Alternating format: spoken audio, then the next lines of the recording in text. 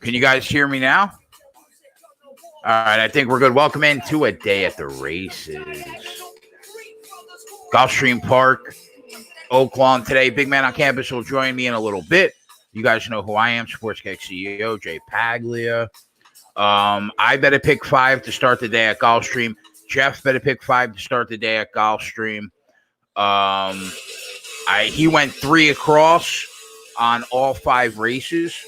I went 2 by 4 by 4 by 4 by 2. I thought the second, third, and fourth race were wide open, so I dropped the horse off my pick 5 in the first and last race, and added a horse in the second, third, and fourth. But we're basically on most of the same horses, except one each race, basically.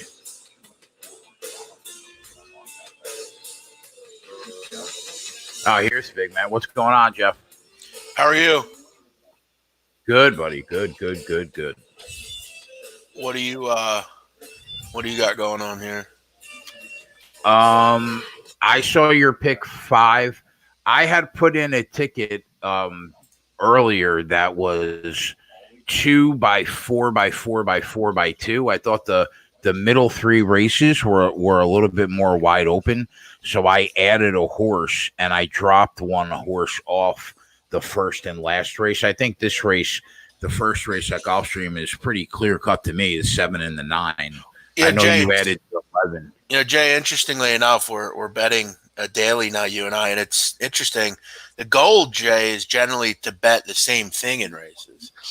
That way we're on the same stuff. I mean, we do kind of. I have every horse you have, except one race. The first and the last race, I have 2 out of the 3 horses that you have. Yeah, let me kind of switch gears here. I was just doing some baseball stuff. Yeah, look, I think the 7. I mean, probably I could have seen a situation where the 7's probably a single here. I just kind of threw in 2 others just for a little coverage. I like the 9, Caseri. I think he wins the race, Jeff. I like the 9. Yeah, I think he wins. Yeah. He didn't have a good run last time out. I think in end of February, and then I also threw in the 11, B Wings. I just think it's a good horse, and Paco Lopez has been doing some really good things. So, yeah, I think this is a 3-horse field. One horse that I was a little interested in, I considered throwing him in, was the 2, Business in Dubai, but I ended up feeling like this was a 1 or 2 horse race. I really just threw in the other 2 just for coverage, and hopefully we get a price. But yeah, this one was pretty easy early on. The 7, I think will win. I'll hope for others, but I think the 7 probably runs away in this one. You hear John Jones got arrested, DWI, in a fucking weapons charge? Wow, surprising. We've never heard that before. Right? What a shit show. There are 2 guys in sports, Jay, that you just have to wonder, like, how long do you put up with the charade? And one of them is John Jones. The other one is Josh Gordon. I mean, look, I know Josh Gordon's never really generally does criminal acts, but again, I mean, he just can't seem to put down, the wrong things. I mean, wise up, Yeah, I think I look at Josh Gordon, I'm like, just a kid that cannot stop smoking weed. I look at John Jones and I'm like, he is just a piece of shit. Yeah, they both have drug problems. Yeah. Did we get a start there? Yes. Turn that up, will you? Ellen Davis and Business in Dubai have a narrow lead in the charge to the first turn. Caseri is second. Echezada is now third. Down at the inside goes Delia's Pride. She's in early fourth. The race favorite, Madame Moon, is between horses. Out 3 wide on the course goes Betting on a Kitten. They're sitting 2, 9, 5, 7. Right. Yeah, I got it. Back from there, it's B Wings ahead of Mrs. Miniver. She's better than 10 lengths off the lead. Out wide on the course, and Legata Negra, who was a bit awkward at that first turn run. She's last of all, but not for long, as B Wings is being eased out of the race. I'd love to see the 9 win this race. I think he went off at 4 to 1. Was 23 and 2, half a mile from the finish. Business in Dubai leads Caseri by a length and a half. I was worried about that too. 3 wide, Madame Moon at Echezada in between horses, and down at the inside, Delia's Pride. Stretch of another 4 lengths back to Bennett on a Kitten. She's now drawn within 6 lengths of the lead. Dropping anchor is Fluffy Truffle, about to be passed by Mrs. Miniver with Let's Go Luna 3 wide. Still at the back are Here come the 9 and the 7. and La Gata Negra. They run to the top of the stretch with a quarter of a mile left to go. 9. The favorite, Madame Moon, is 3 wide, a length and a half off the top. Business in Dubai, and K-Seri. K-Seri comes away with the narrow lead. The 9's live, Jeff. To get on turns down at the inside, and Business Real live, bro. Eighth of a mile to go. K-Seri responding to urging. She leads a length and a half. Madame Moon is up into second, but time is nice. K-Seri, your first race winner. That's beautiful. That 9-7 exacta was like lock. That's how you build, Jay, a good ticket. Instead of the 4 to 5, we get a nice 7 to 2-er. Nice price in the first race. Yep. Really good. Really good. I'm really happy with that outcome. Awesome. Now we're playing a pick 4. Awesome. So, yeah, I mean, if you want to get involved, if you missed the first race, I'll get you involved now. Jay, should I just give them the pick 4 here? Yeah, go ahead, man. I just have in the second, third, and the fourth race, I have your 3 horses and 1 added, and then in the 5th race, I only have 2.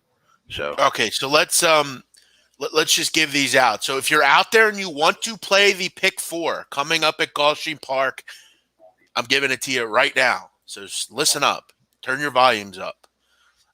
Bear with me. Gulfstream, this will start in race 2. Race 2, 4, 8, 11. Race 3, 6, 7, 11. Race 4, 1, 3, 5. Race 5, 1, 4, 8. Okay, so we got 3 horses in each race. Now, if we want to bet race 2, Jay, just on its own, you know, Jay, you know who I think wins this race, to be real with you? oh. The horse that jumped out to me was the 8, Rayo, My King. I mean, I thought the speed figures were really good. I thought that was too high of a price. But, I mean, I think the 8's obviously playable here. I think the 11 is a playable horse. And then, you know, again, to continue with the similar to the first race, I mean, I'm just going to kind of blindly bet Paco horses right now. This horse has actually been really good in the last 3 or 4 races. I mean, he's been right up there on really every race. He just hasn't been able to break through and get a win. I think the problem with this horse is in all the races that he's been in, he's had the lead at some point, and then he just kind of dies out on the stretch. So hopefully he's getting a little bit more of the firepower here to get the job done here. Yeah, he got on the lead in all of 2019. He raced on the lead. He's got 2 starts so far this year, and he finished 3rd and 8th. But he improved in his second start, and we know that horses are usually at their best 3rd off the layoff. So I get it. I have him in the pick 5 too. If this horse raced at 5.5 furlongs, Jay, what do you think he would do every race? He would look good. Yeah, he would probably win every race. Yeah. I have what do I have? 3, 4, 8, 11. So what did you have? The 4, 8, 11? 4, 8, 11, yeah. Yeah. I like all those horses. And I threw the 3 in, Meet Cute. I thought I just figured I didn't want to leave him off the ticket at 8 to 1 morning. My issue with that horse is like he's run at 4 different tracks the last 4 different races, which is weird. I mean, you don't see that a ton. I mean, and it seems like as he's went up in competition, Jay, he struggled. So like at Woodbine, he won. Goes to Penn National 3rd, Laurel Park 4th, Gulfstream 5th. Yeah. So yeah. I don't know. Does he have trouble? And I don't know much about his trainer, his rider. You want Rajiv Marag, not Tony.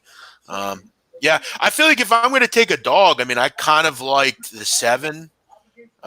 There's a guy on Twitter, Jay, that said the 7 is his favorite play of the entire card. So I mean, I don't know much about the guy that gave it out, but it was weird that I saw that. Frank alone. Yeah, Dylan Davis is a rider from Aqueduct. He's come down to race at Yeah, did you hear that there are a couple jockeys that are no longer racing during this? Yeah, that was reported about a week ago. The best jockey in the world, Irad Ortiz, he's not racing. Rajiv Gaffney, Narag. Tyler Gaffney owns a trainer though, right? No, Gaff Leon's a rider. He was he rode in the first race. He was Oh, on. Who was he on? oh, he's on the 4. Very amusing in this race. Yeah. Okay. Yeah. Yeah. You're right. You're right. You're right. Sorry. No, he's not. Paco's on this. Oh, see, I'm seeing Tyler Gaffleone, so that means they pulled him off then. Yeah, he must not be racing today. Yeah. It was reported this morning that one of the jockeys had COVID. So. Oh. But he hasn't been at Gulfstream in like over 10 days. So, I thought that was going to pull the races, to be honest. Wow, 9.7, 9.7, $2 exact pay 21. That's a good price for the 2 best horses in the race.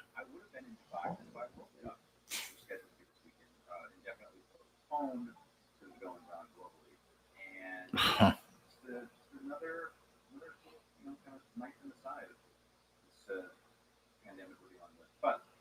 Right now, we are focusing on Gulfstream, and we are going to take one of the TVG guys likes the 9 in this race. The 9, huh? 21 to 1. Saint Learned. I don't really see it, but okay. Yeah. Ran 6 by 14 his last time out, 8 by 26 the time before that.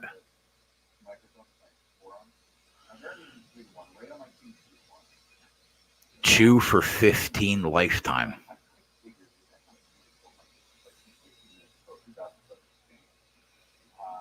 That's the kind of horse where if he breaks up your pick 5, you just shake your head and move on.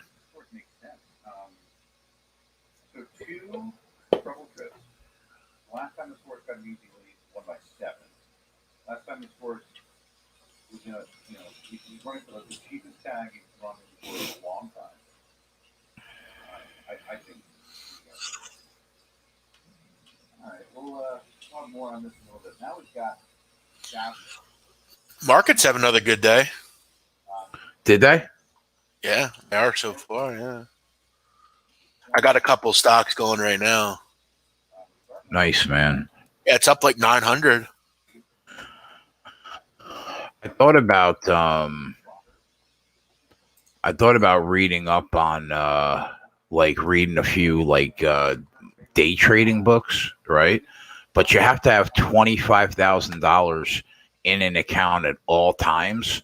So you really need like another 10,000 on top of that, right, to start buying stocks, because you can never have less than $25,000 in the account.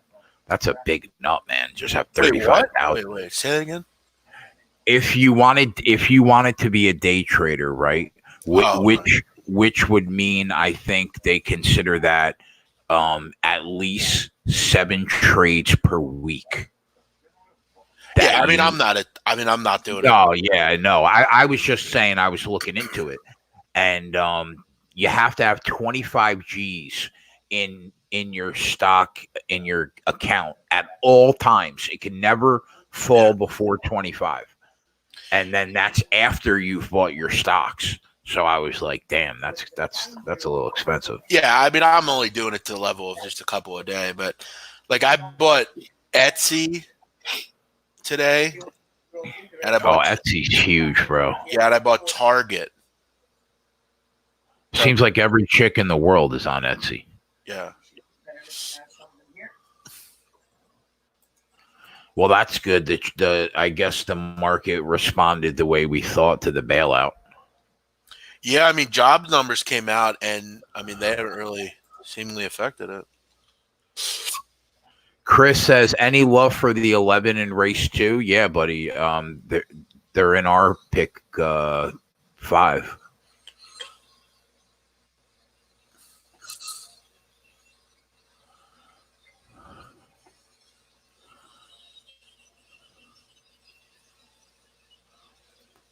for sure. The 11 horse was,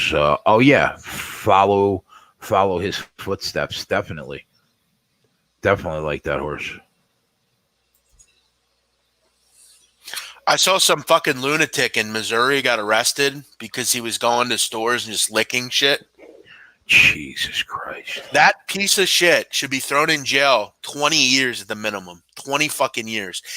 That should be attempted murder. With the virus he had? I don't know if he had it, but it doesn't matter. It should be attempted fucking murder. That simple. In this day and age, you know all the fucking issues we're having. You want to go and be a fucking dickhead?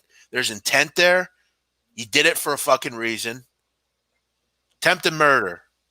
My question is, what has gone so tragically wrong in your life that you have to go to the store and start licking items? I'll tell you what tragically happened, Jay. I'm going to tell you.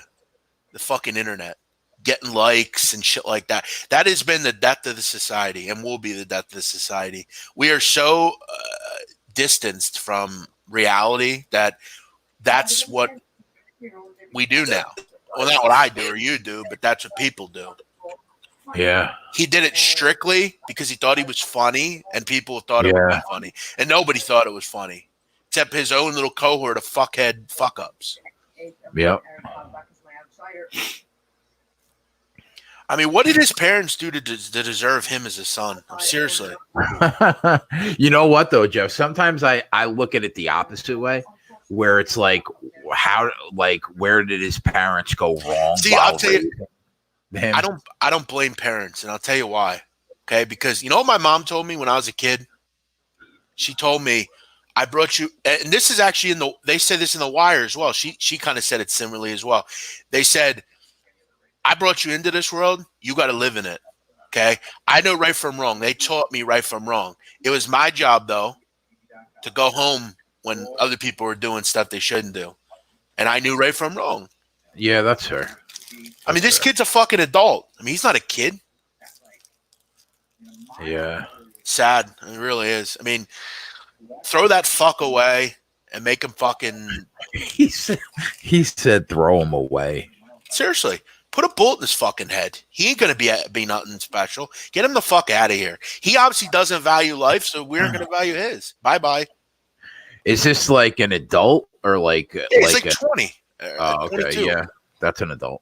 I understand. Kids are stupid. They do dumb shit. But that, I mean, come on, man. Yep. You want to go on a stream and say you don't give a shit about coronavirus? Okay, fine. But you go to that level... Hard to argue that. Yeah.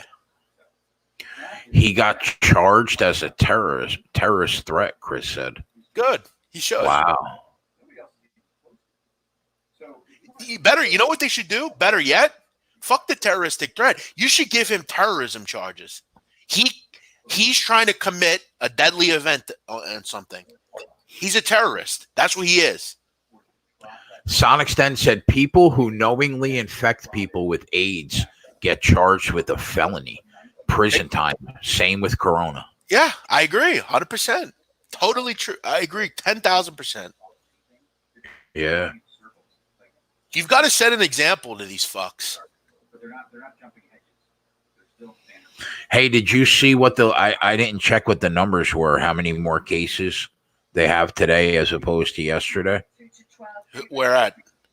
No, just in the United States in general. I could tell you right now. I think we had like 62 or something yesterday. Currently, there are 75,155. Wow. 13,000 new cases in a day. This shit's scary, bro, how fast it's spreading around. 1,000 people have died. A little over 1,000. Bro, listen to this. Out of the 75,000, 37,000 are in New York. Wow. How many are in Jersey? 4,400. So they have over 41,000 in those two. Wow. First is 12 Hazel Star. Wow. It's scary stuff when you think about how close we are to New York City. Dog, you're right there. That's your backyard. Yeah. Takes me about 10 minutes in a car to get to the Lincoln Tunnel with no traffic. Damn. On the inside there as they come off this bottom bend.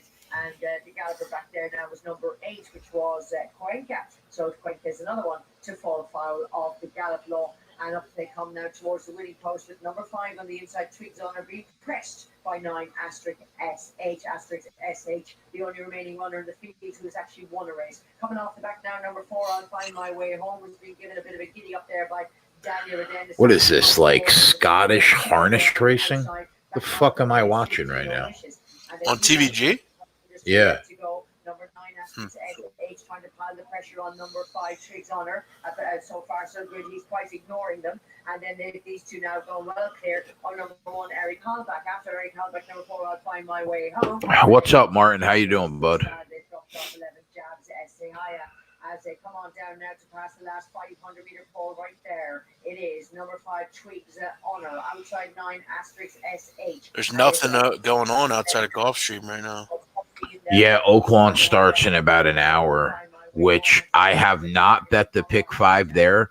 I think I'll just tail whatever you play. There is no pick 5, only pick 4. Oh, okay. Yeah, I'll just tail whatever ticket that you had.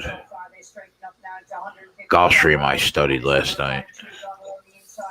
Showing no signs of stopping whatsoever. What a lovely 3-year-old. Number 5 Twigs Honor. I shouldn't have doubted them. Actually, let me do that now.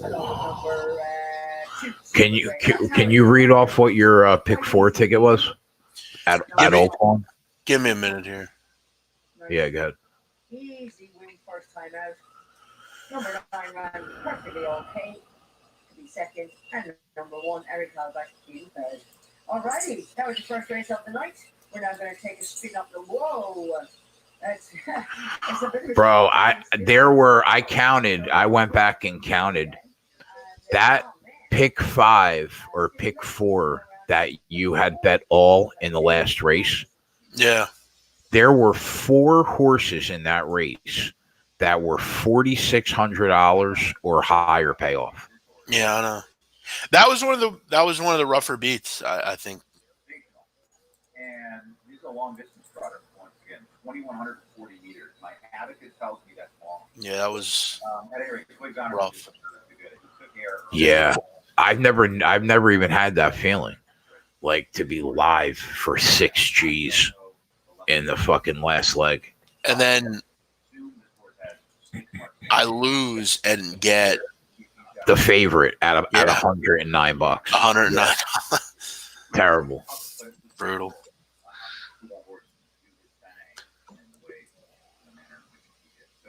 Man, I should have bet that 9-7 exact the last race.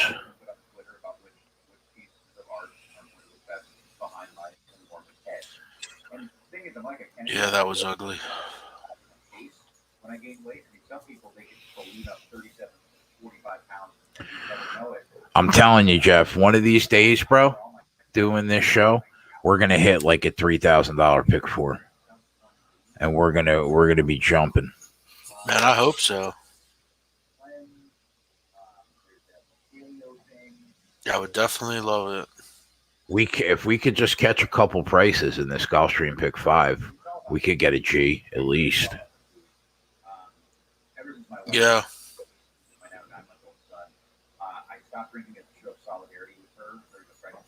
I mean, this race coming up. I mean, I would love to see the 8 come in, a little 5-1.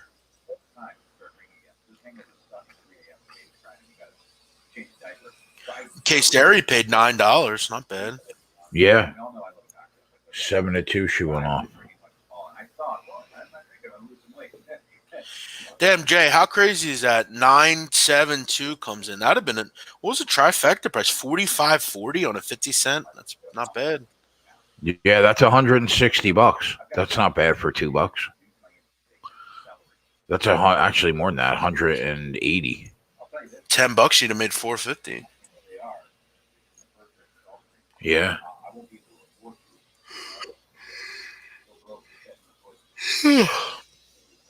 Follow his footsteps. You'll follow his footsteps. So 8-5 favor. Get that down. Don't blame anybody. Wow, that 3-horse that I threw in this Gulfstream pick 5 is 18-1. Holy shit. Yeah. I mean, this race is probably going to be the 11, man. Yeah. Although I do think that the 4 is live and the 8. I think the 4 and the 8 go in the race. Very bad.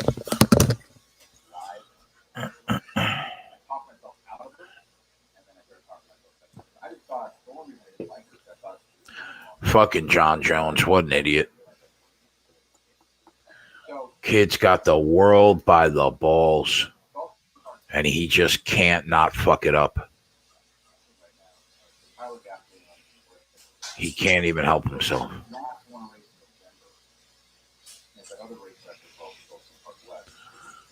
Price of Bitcoin been holding solid at 66.80.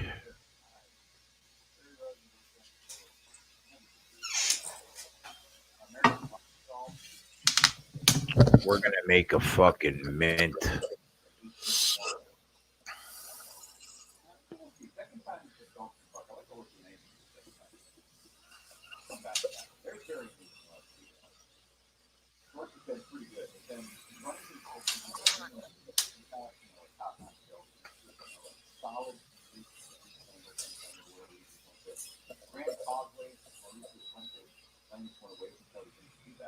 Probably not, Corey, because they have never disciplined him for anything except violating USADA. I think Dana White doesn't care.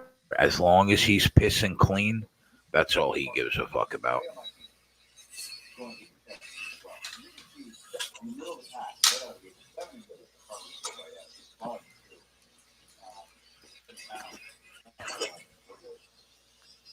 All you guys know how I feel about him.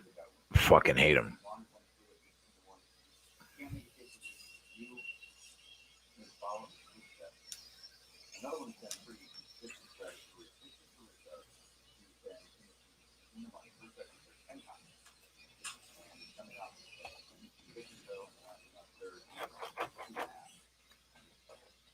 Amazon. I went on Amazon last night to order something, Jeff.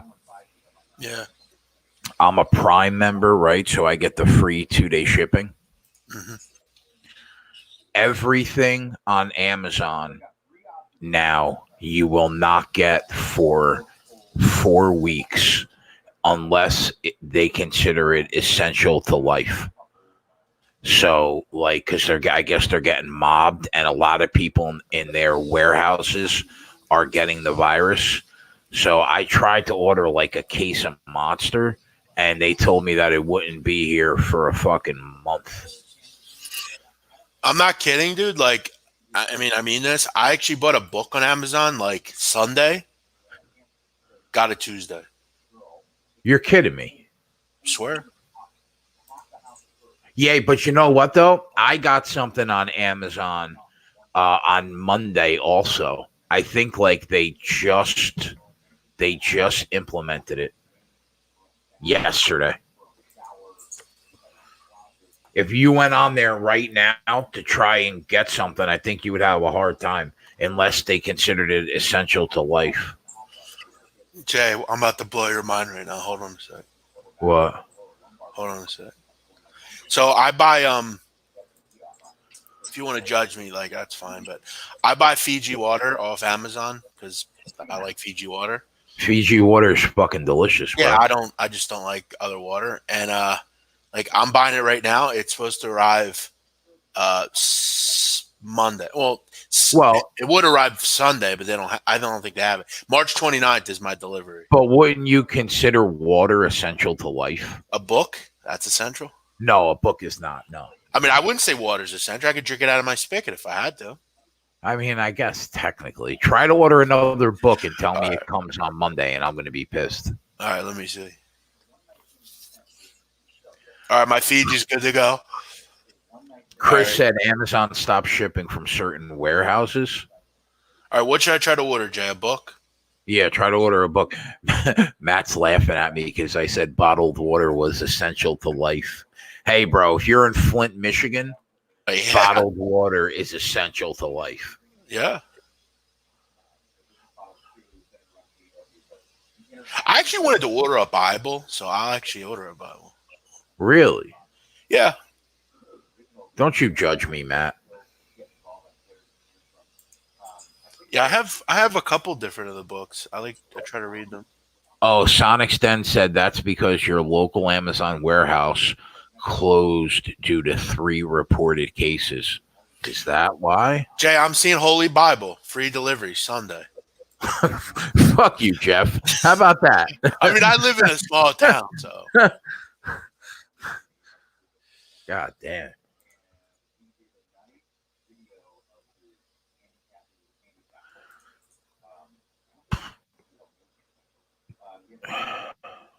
I'm actually saving $10, Jay. It was $24.99. Now it's only $14.99.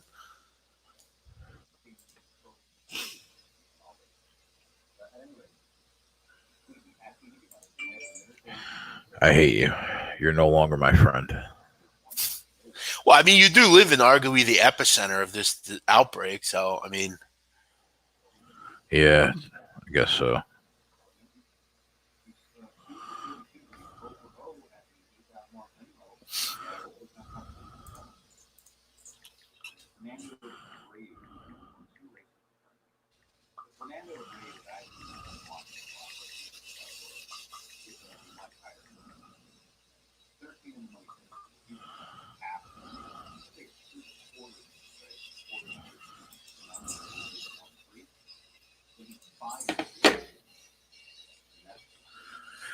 Zero minutes to post. Let's get this second leg of the pick 5 home.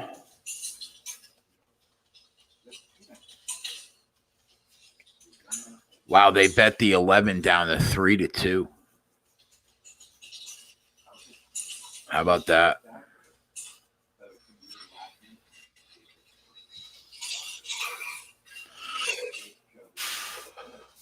How about that? The 8 is 6-1, Jeff, paying $14. I wouldn't mind that. I would love that. Yeah, buddy.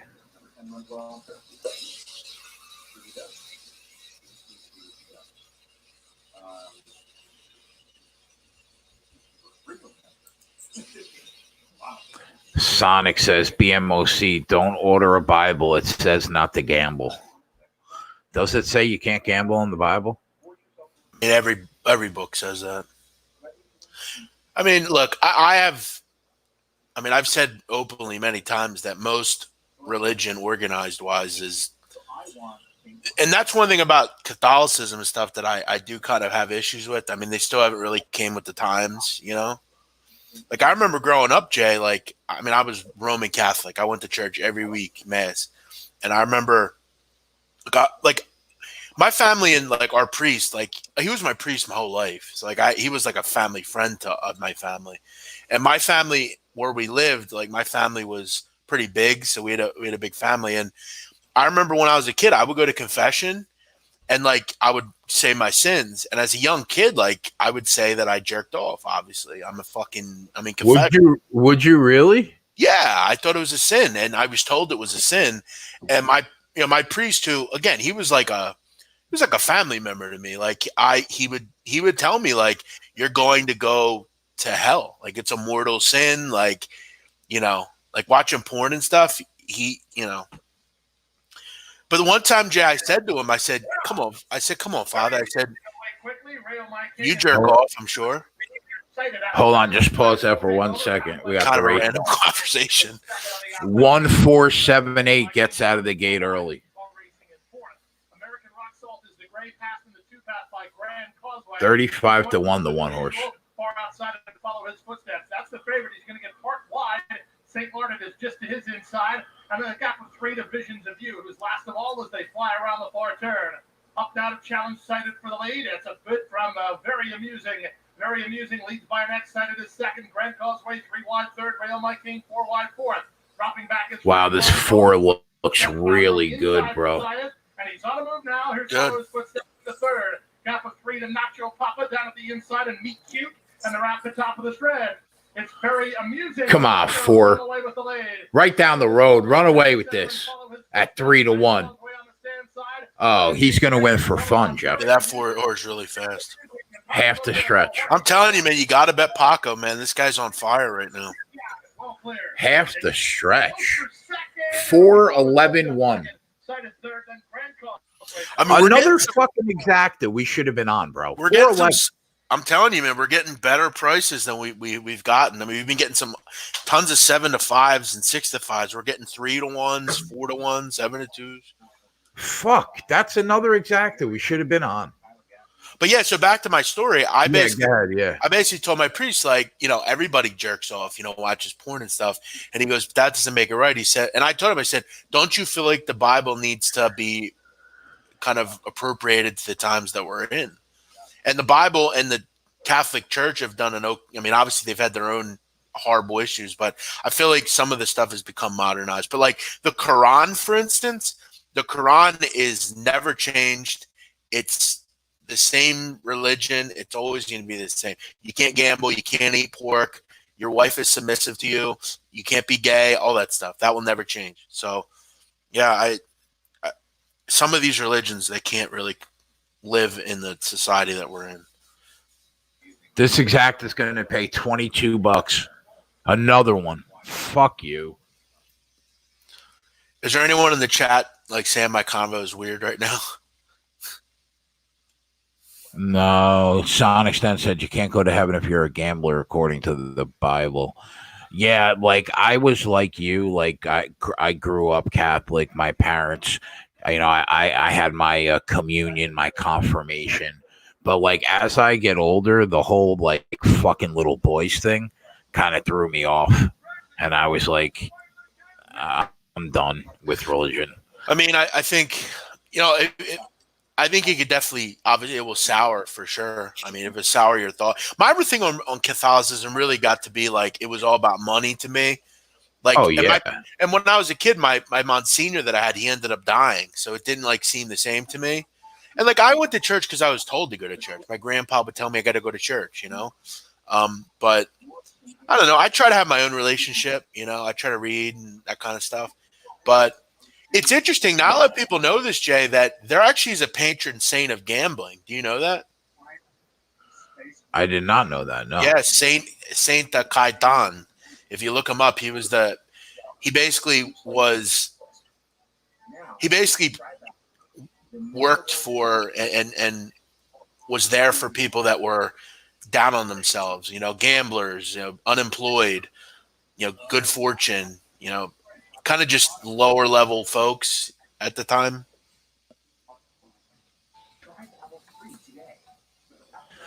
Yeah, I mean, you know, I will I guess I would say like I'm agnostic, like really, but like if I do go to church, it's only to you know, make my dad happy, like midnight mass on Christmas Eve. But other than that, my father, bro, has not missed a Sunday church, with the exception of him being in the hospital since I've been born. Like he's an usher every Sunday and shit. Like he is crazy religious. Crazy, yeah. But I don't know. I mean, I definitely have read into others, you know, like obviously being Philadelphia and I'm Albanian, so a lot of my friends are Muslim or whatever. So like I've read into other religions, and you know, I think there's all uplifting parts of them, and they all have uplifting. Like I've said before, Jay, like the call to prayer, Muslim call to prayer, I think is like beautiful. You know, how they all, you know, 5 times a day literally stop what they're doing to pray. Like that's how really long does that take? Like 10 minutes? How long? Yeah, a few minutes. I mean, and that's really like, I mean, Jay, you have to realize like terrorists, they are willing to die for that. it's. I mean, there's something to it. As far as like obviously terrorism and relating it is stupid, but I mean, there's a lot of. I mean, there's a lot of things they do that are crazy as far as stopping, like whatever they're doing. I mean, they could be working, they could be, and they're stopping and they're, praying and they're. Times it's been running in the leave a lot to be desired. They're ready. Number one, follow my lead. Yeah. Is the favorite. All right, Jeff, read off your Oaklawn pick 4 so I could get in on that with you. Jay, I sent it to you. What are you waiting on, dude? All right, tell me when you're ready. You there? Yeah. Jay. Yeah, can you hear me? Yo, Jay. Hey. The hell? What the hell is going on here? Can you hear me now, bro? Jay. Yo, what's up? you can hear me now? Yeah. All right, I don't know what happened. Yeah, I'm ready. Go ahead. 1, 2, 5, 6, 7, 8. 1, 2, 5, 6, 7, 8. Yeah. 7, 10. 7, 10. Yeah. 4, 6, 9. Yeah. 2, 8, 9, 10. 2, 8, 9, 10. $70. So basically, just got to get through that second leg. Yeah. And then we're in a good spot. 3x4. Making their way up now towards the winning post. There is no 1,000 there. But number one, Follow My Lead, has a clear lead and is showing the way there to number 2, Houdini, who still sits in second. First over, number 5, Miss Nefertiti, and now going out 3 deep is for Ombre D in an attempt to get past that Miss Nefertiti, and the back marker remains Miss Kinzaza as the leader, number 1, Follow My Lead, continues in the front there, and we'll be bringing them out now shortly and down the back straight with 700 meters still left to go. Spread's gonna hop on in a bit. Come hang out with us. Nice. Yeah, he had to just run to his girls real quick. Number 5, Miss Nefertiti, she was out running her odds at that stage early on and was way over ambitious. Back in second, number 2 is still Houdini. And now number 4, Ombre G, goes up to go third. They're followed by 7, Upgrade Kalini, the only horse who had a handicap in this race. I'll tell you, Jay, I wish I would have took one horse in this race coming up at Gulfstream that I didn't take. What horse is it? The 8. I'm on him. That's the one horse I added. Yeah, I faded it. 6, 7, 8, 11. Number 2 is second, and number 7 is third. 1, 2, and 7. Preliminary result there. I still like the 7 more than the 8, but I wish I would have had it. Catch me if you can. Race 3. Houdini stuck to his task well, first time out to be second, and number 7, Upgrade Bellini, and another third for that 4 horse. 7 runs now, and 4 thirds for Upgrade Bellini. Yeah, we've got another leg to talk about in our V64, so we're going to talk about that right now, and then get that done. And I would say the horse that the only horse I'm worried about would probably be that Imperial Guard horse.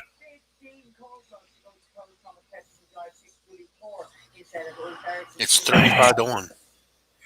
I know, but he took a big drop in class, like 2 levels. And I know he finished 6th and 5th, right? But he was only 4 lengths off the lead. Right.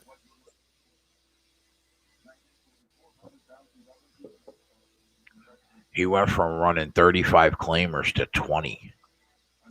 It's a pretty big drop.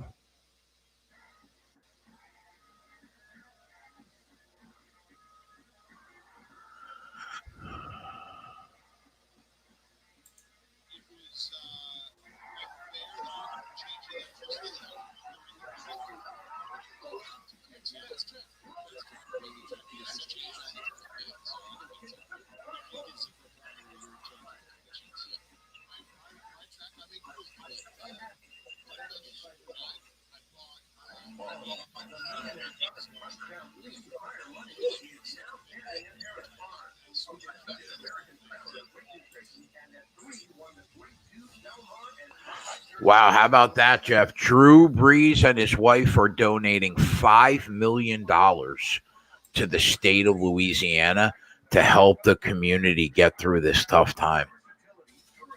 How much? 5 million. 5 million. I mean, it's worth like 300. So. I know, but I mean, No, I'm kidding. No, that's all. who I else don't think has I. given I'm 5 million? yeah. I mean, I haven't seen anyone else donate more than $1 million. So no, that's great. I mean, they're having a rough time down there, man. Louisiana's rough, and the whole Mardi Gras thing is going to really hurt them. You know, Jay, I saw a soccer match in Italy like a few weeks ago. That before they shut it down, it was like a Champions League game in that Bergamo city, Yeah. and they were saying that like that might have been one of the worst things that could ever happen to them. Like as far as like all those people in one spot, like they said up to like 40,000 people probably contracted it in that. Wow. Wow. Yeah, they're going to fund 10,000 meals a day for as long as it takes. That's great. Respect.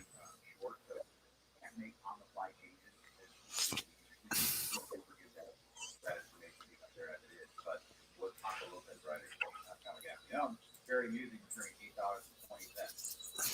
Followed footsteps 85. Back-to-back races, we had second choice winning to the favorite, and he started on the day. Mark, race number 3 is coming up from Gulfstream. You know, hook 'em. The only thing I can say about that is I picked 4 horses for the pick 5, and Guaco was not one of them. So I mean, I didn't really see anything I liked. I mean, 7 by 23.5 lengths, 5 by 12.5. Now, granted, they were $50,000 claimers. He's taken a huge step down in class. It wouldn't surprise me if we lose this race.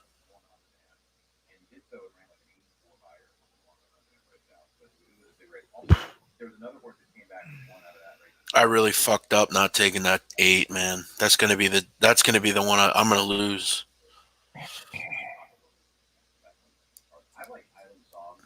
I will say the 11. That's too big a price for that horse. That horse is better than that price. I agree. As a matter of fact, I don't even understand why.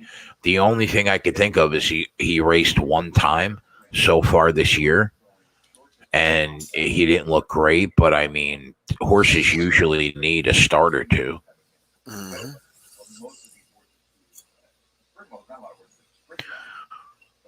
Yeah, 15-1. So I think I was on. I wouldn't be surprised if he's your favorite. You have a new rider in Joel Rosario and Javier Castellano off the mount. Who's on him now?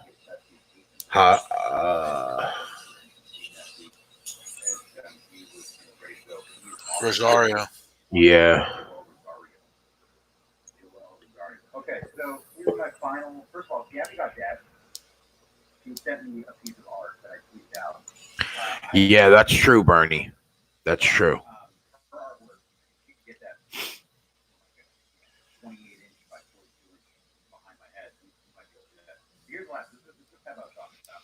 So this is from the Triple Crown, the 1993 Heroes of the Triple Crown.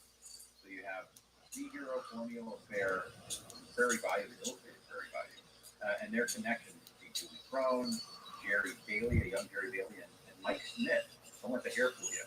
So this is the fourth submission behind us. So this is Ted, the Triple Crown Heroes 1993. That's my late father's. Jay, what do you see on this race 3 card for the 6? I do have another pet that I couldn't. Do you see something there that I like?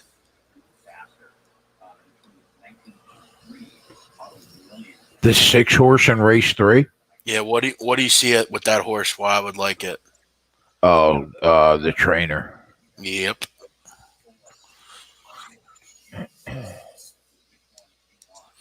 Why is this guy on the TV at what TVG look like he just went on a bender for like 3 days? He does, bro. What's up with that? He looks like he hasn't slept in weeks. Yeah.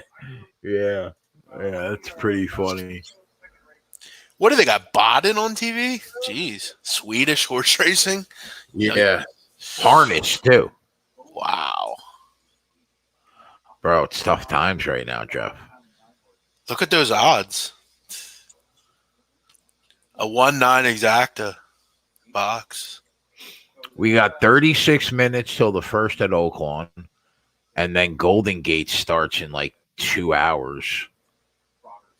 I'm doing a 1-9-12 try at Baden. No, you're Oh, not. wait, it's started. Sorry. A 1-9-12 try. A trifecta box. Watch, it comes in. 1-9-12, Jay. Remember that. 1-9-12 trifecta box. Gallop for one, John the SCC. And it's number 3. Zigaro. Oh, they got Remington Park tonight. Wait, Santa Anita's tonight? No, Remington Park. Never mind. I thought I'd seen an hour. I was going to say they're not tonight. Tomorrow's sweet. You got Santa Anita, Gulfstream, Tampa. Yeah, that's all you need are those. Sweeping through and takes up the running as number 8 backs right out of it and it's causing all sorts of mayhem in behind it. They slap on the brakes and number 8 was Boston Flip and the first 500 went to 12 and 7. Man, I want to bet Independence Hall in the Florida Derby. But God, that one horse is a fucking beast that's in that race with him. 'Tis the Law. Yeah. Same as that Indian, too. Yeah. Is clipping Oklahoma with the yellow cap of 5 steal the starlight on the outside 13 gallops clipping Oklahoma. Look how lame this race is. They don't even show like who's winning. Starting to come forward and they're swinging off this. There we go. Number 14 Weasel trying to come forward now as well. John Espen is galloping. I hate these half-mile tracks where they go around twice. That's why I love the Meadowlands. Because it's only one circuit. Strides right up there now to join issue with number 6 Honky Tonk Angel at the head of affairs. At 5 the Galloper there. Steal the Starlight has been running very, very strangely. A horse that's run 41 times. Bradley, we'll be on a few times a week, bud. You know, definitely the weekends, 1 or 2 days a week during the week. And then we come on at night sometimes just to fuck around, hang out. What's up, Wes? Wes says, what's up, big man? What's up?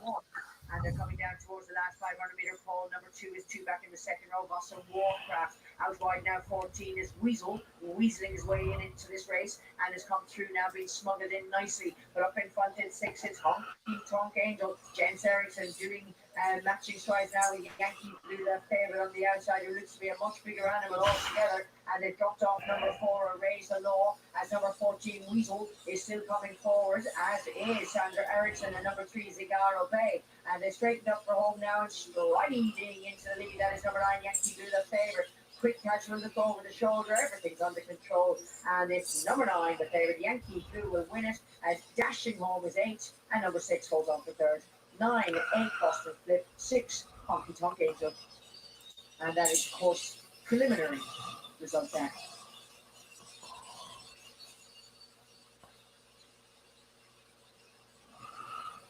All right, that's going to do it for me today. I hope you enjoyed the standard red racing from Sweden. You probably hear my 9-month-old premium back. Who we like at Gulfstream? Well, we got a few horses in the pick 5 in this race. 6, 7, 8, 11. Thank you for joining me. Coming up next, you're going to have Kurt Hoover, Gabby Gaudette, Joaquin Jaime will be joining you via live view, telephone, Skype, and all sorts of fun stuff. Your girl Gabby's coming up, bro. God, thank God. Need her to brighten my day a little bit. And I will be back on the air on Saturday for the Derby Day. But you've got plenty of action here today from Gulfstream Park, Oaklawn about to kick off. We've got Golden Gate Fields later today. And that's going to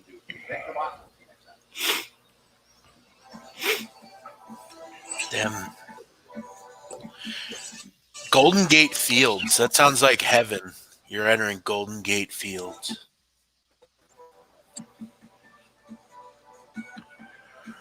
Yeah. Hi there.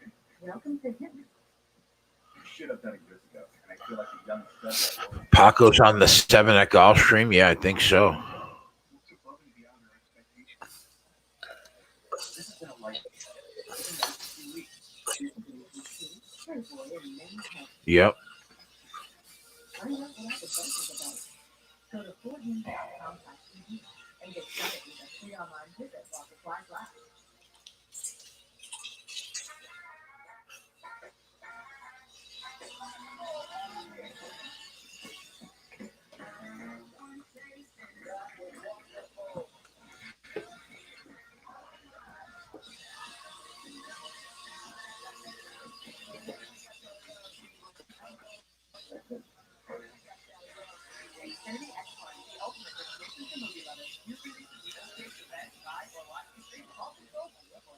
Non-attorney spokesperson. If you or a loved one had hernia mesh implanted after 2010 and experienced complications that required a repair or replacement of hernia mesh, Yeah, I think the 7 is the best horse. you may be entitled to substantial compensation. Hernia mesh implants can cause serious complications that require additional surgery to remove or replace the hernia mesh implant. If you had hernia mesh surgery anytime after 2010 and experienced complications that required a repair or replacement, don't wait. Call the hernia mesh helpline right now. I think it's possible. It's better work here. Wow, imagine we get this 14-1 home, Jeff. Yep, I would love it. Or even the 6. That's 6-1.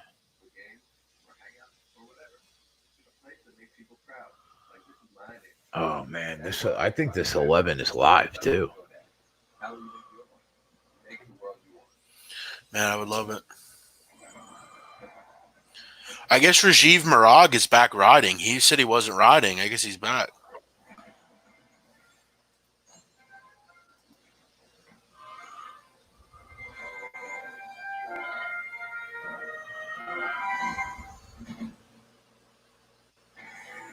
This hour of coverage is brought to you by Coolmore America.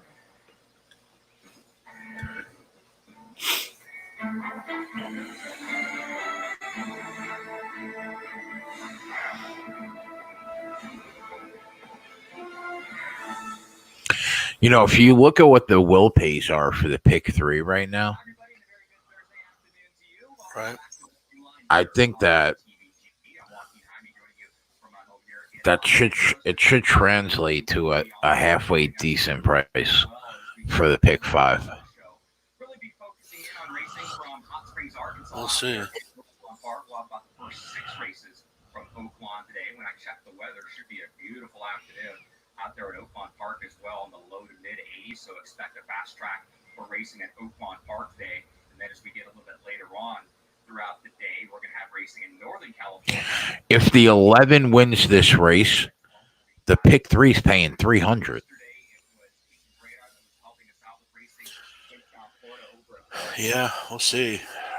Going to be taking us through the racing here at Gulfstream Park today, Gabby. I know we are getting closer to race number 3, but if you were monitoring the news on social media earlier today, we had a very high-profile Hall of Fame jockey that has tested positive for the coronavirus. What more can you tell us? You're absolutely right, Joaquin. And of course, it's definitely scary news for us in horse racing, and especially in the South Florida community. Javier Castellano got the Rona, huh? 19. There was a statement that was tweeted out earlier Wow. this morning. Surprised that they're still having these races. Was recently actually taking to Twitter himself and putting out a tweet saying, after being in New York with my family last week, I was asked by Gulfstream Park to come early to Florida to get tested for the virus. I was asymptomatic all along. Unfortunately, the test came back last night as positive. I am otherwise healthy, but will follow the doctor. Gabby's got a rack on too. The next 2 weeks. She's hot, man. I like her a lot.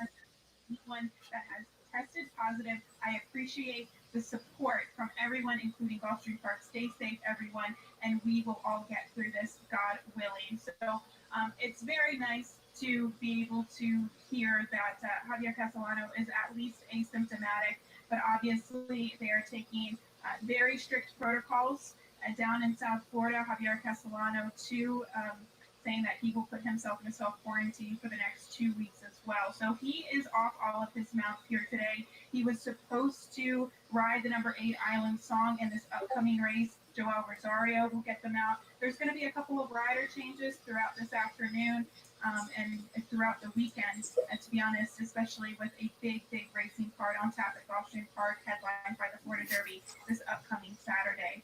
This is the post parade for the third race, a maiden $25,000 claiming event, 5 furlongs on the Post parade, there's 0 minutes to post. What are you talking about?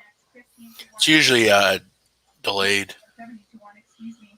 This is probably from a couple minutes ago. In the saddle, the 6th annualized Sappy Joseph Jr. sends this horse out and getting to the turf for the first time, and looks like he has blinkers on today, but it looks like a little bit of a run out blinker there on his right side.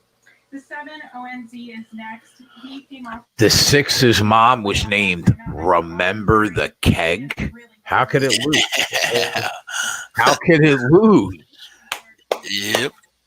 Let's go 6 at 5-1. For Javier Castellano today, the number 9 is That 7 horse is a pretty horse, man. 14-1. Cool Can Coop. James Billy sends both he and the 7 ONZ out in this race. And next is, I think, a horse that could be fourthly placed, and that's the 11 Horoscopo.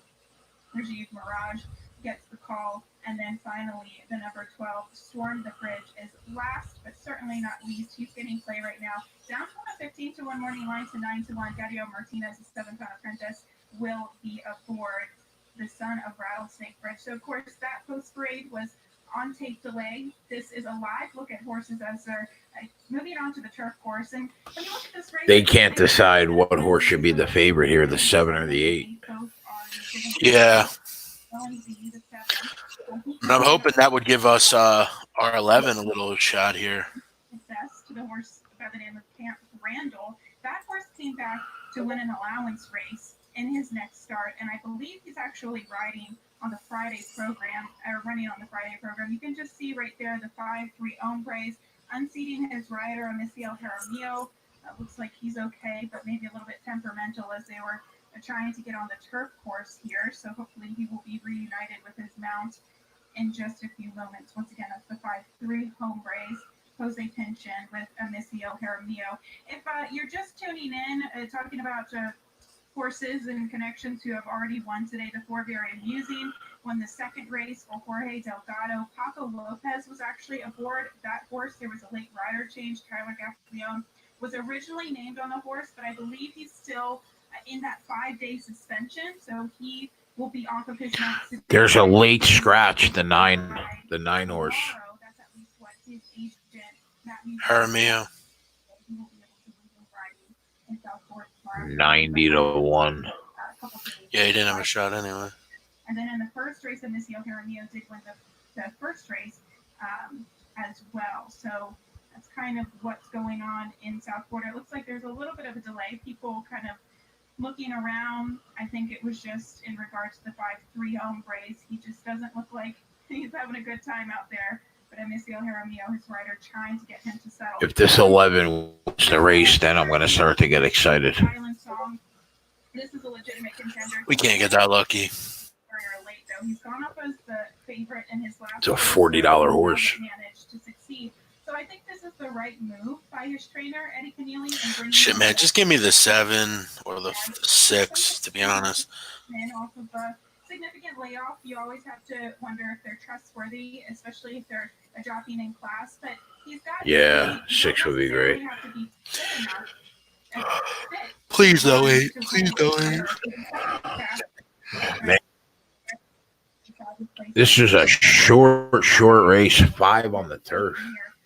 Oh, God. No. What? I don't feel good about this race. And he's a half to a 3-time turf winner. The mare, she was actually a graded stakes winner on the turf, dirt, and synthetic. She was very versatile. And you can make a case that Guaco's coming out of the toughest competition out of any horse in this race. He faced Boston. Yeah, these horses got to get out. As well, who's coming back on tomorrow's card and a very, very salty allowance for trainer Todd Fletcher.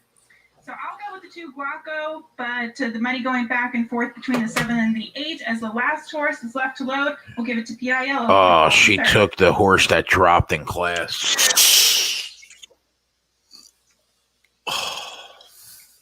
And they're off. Who If got we out win this- there? Quickly, here's O'Hansey, the gray moving out the rail with a bit of luck into the top flight. All right, nice start for the 7. 16th of Yeah. the mile. It's with a bit of luck down inside with the lead. Storm the bridge on the far outside. Now moves to take second. O'Hansey is back to third. Island Song's in a good tracking spot from fourth. Imperial Guard next toward the inside.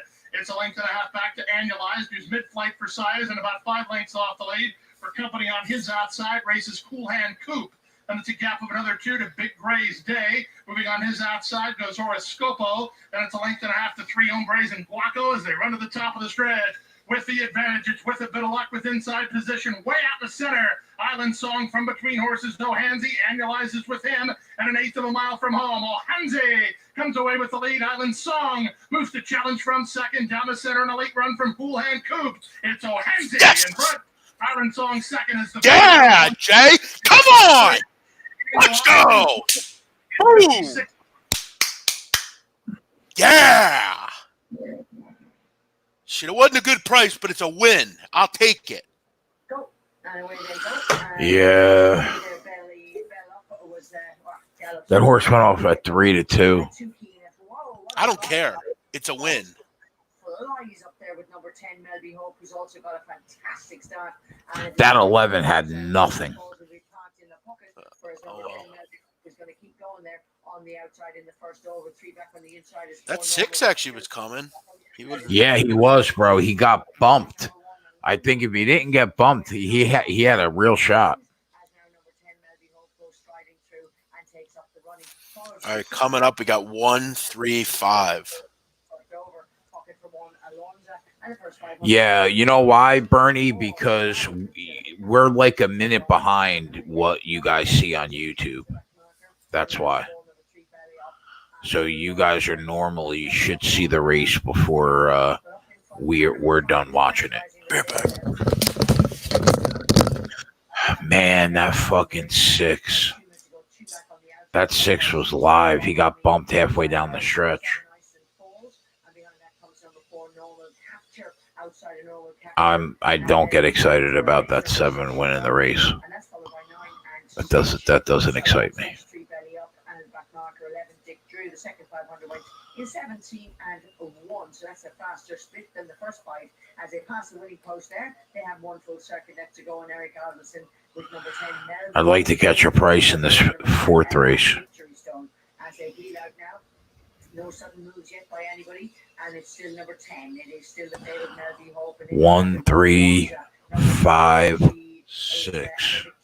Beginning just to perhaps to feel the pinch. Is followed by 8 Monique Tuma with 7 on the inside. Ice and Falls and popping out 3 deep now is number 6. It cost about my ticket cost about $110. And third 500 went in 15 and 8. So again, they've upped the tempo with every split. And also coming off the back is number 11 as number 3 Gallops. I think Jeff's ticket cost like 102. And it passed the 5 Colvin making the bend. It's number 10 Melby Hope on the outside. 6 She Follow Me. And following her is number 9 and Stitch. So we have the 3 fancied horses now about to do battle here as they come off this bottom bend. Then it's still Melby Hope though, and the Hope still rides on their shoulders. And it is Eric Alderson and Melby Hope who kicks for home. Number 6 now, She Follow Me. Is still following through on the outside and traveling well. Number 1 Alonzo fighting for their life on the inside, but 10 has it in the bag and not. And 1 held on by a head.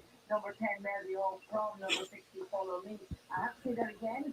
Number 7, by the way, Ice and Falls will gallop up the straight and ends up disqualified.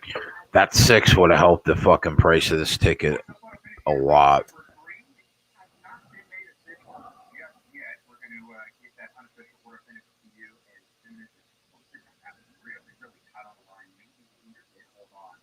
step away for a break. We'll come back with your vote for photo and your race number 1 at Oaklawn. Here's the ball. It's been impressive in 2020. This outstanding filly now has the sights set on the first running of the Los Alamitos Coast on Saturday, March 28th.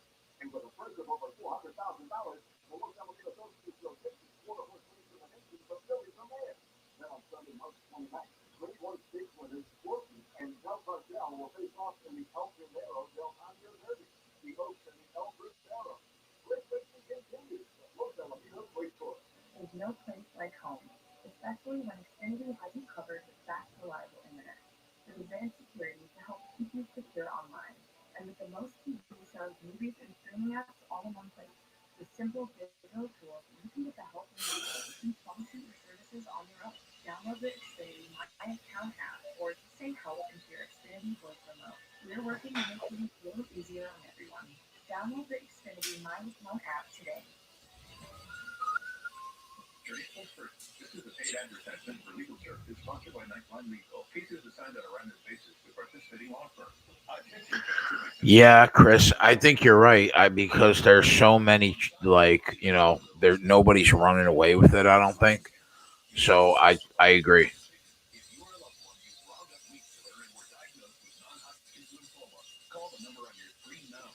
Call 1-800-554-8285. I feel it's possible. Instead of what's here. Others see cracked concrete, run down course. I see a way to bring pride back. That's why I made Project Backboard and the site with GoDaddy. How will you make your one? Make the world you want. Saturday, older Billy and Bear go a mile and 3/8 on the curve. Get a clean sweep from strong eating one. Be sure to get Fucking bitch. TVG Saturday. Gulfstream, first coach, 11:30 Eastern, 8:30 Pacific.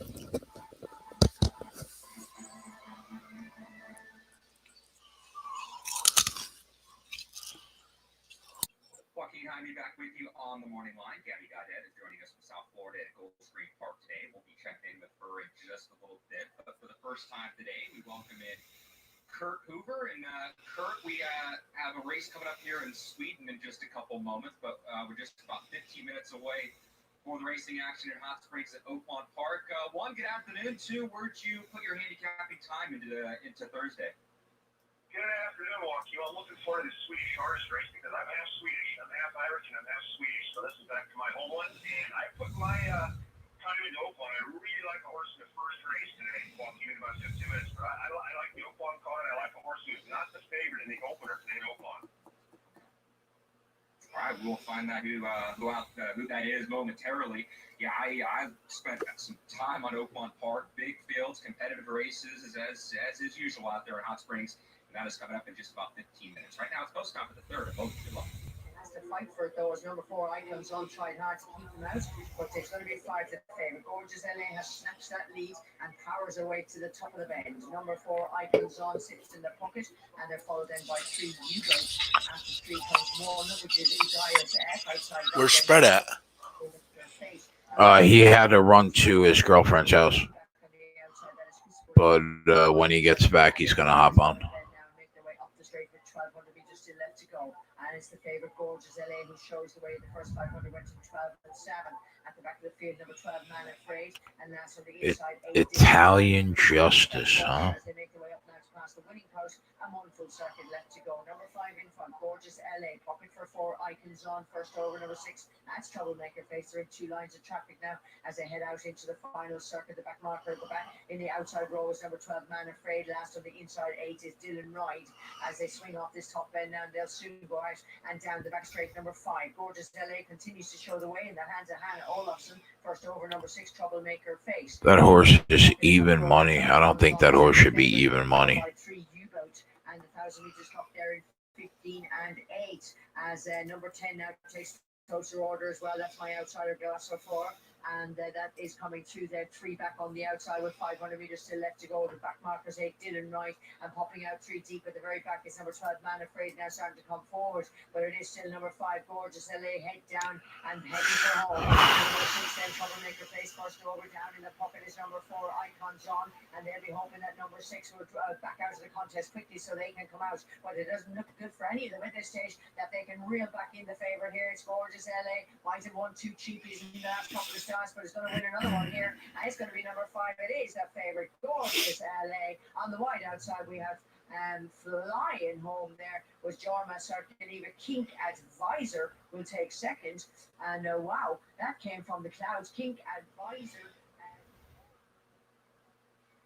Well, it did get tight for the Modern Awards for the second spot, but it would be the 5, Gorgeous LA, who would go off as your even money post-time favorite to take the third race here as soon as it's made official.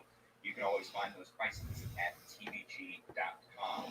So your even money favorite on top here in the third in Sweden. Kurt, we take a live look into the saddling paddock here for race number 1 at Oaklawn. I almost want to throw the favorite off my the Oaklawn pick 4 ticket in the first race. I think all these horses have a chance to win the race. I think I owed it. Yeah, you did. I don't think I owed it. I took one. Do exactly what you did, except drop the 4 to 5.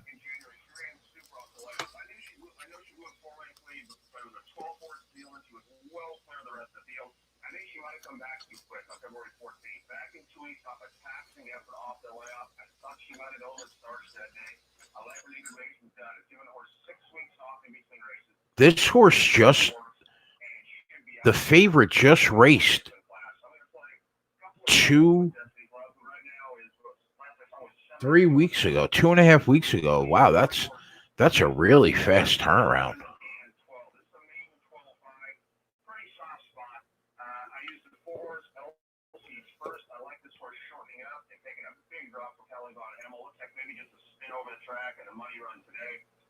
Who, Blakey? Italian Justice raced on March 6th.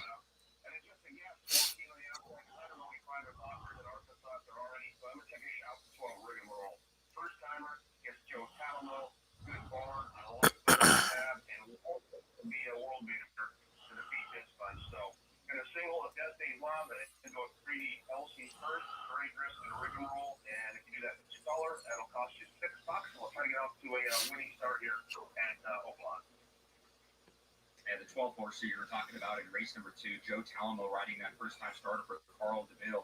The jockey and trainer combination have already won with the first-time starter at the current meet there at Oaklawn Park. He's going to be in post, or she's going to be in post position number 12, 18 on the morning line. So riders getting a leg up here. Also one more rigmarole, huh? Race number 2, the 5-2 morning line favorite. 7. Yo, do you watch? You have Netflix. You watch Netflix, right? Oh yeah, definitely. Yo, if you want a new show to watch, I'm not gonna lie. There's a show on there that's good. What? All American. You see that? No, I haven't seen that. It's actually pretty good. I've watched both seasons. It's a good show. It's like a true story. It's about this kid that he's from like Compton, and he goes and plays football at this like Beverly Hills high school. And it's just about his life, like having to go back and forth, and like it's actually good. Everybody's talking about that Love Is Blind show on Netflix. I haven't seen it. Yeah, I never did that. Everybody's talking about it, and obviously the Tiger King, which is worth watching. It's such a shit show. I watched an episode and I stopped watching it. I thought it was stupid. Oh, bro, the story gets so crazy. What, he ends up trying to kill the chick? I knew about that. That's. I mean, I don't know. I just wasn't really that interested in it. I don't know. But I hear you.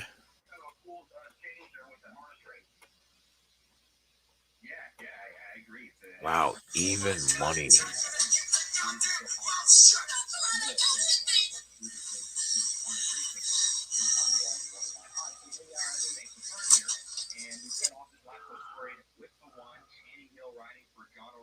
Goes through at 7-2.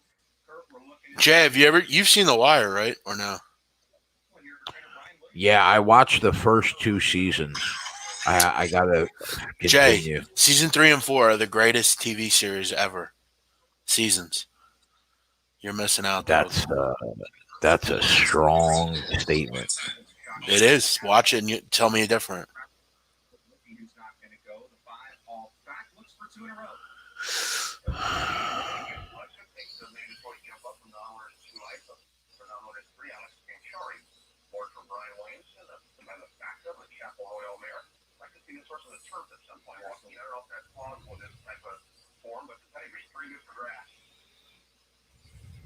Saw your selection, the gray, go through with Tyler Bays. That was the 6 in Destiny's Love. The 7 with Joe Talamo for Federico Villafranco, and then the 8 Italian Justice off of 6 ranked one.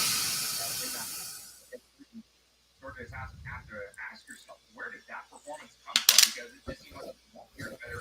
There's 7 higher races. Yeah, numbers wise, with victory and everything else, playing off of that time. Well, I beat the long, but I'm a little skeptical of that race coming back. Well, not real for 21 days. Some good placement there. And then he's outside post. I think it's a big plus for Italian Justice. He should get a real nice talking through. I guess the thing, too, is the connection's not really getting queued off the claim. She just cleared an omelet with Sue. She moves into the omelet as a 3, so that's definitely a step up in spot position-wise. And then going from 10,000 to 16,000 here, we'll see how Italian Justice is there. And she is 6 to 5. No, Joe. The early pick 4, and it's got up next from Oaklawn.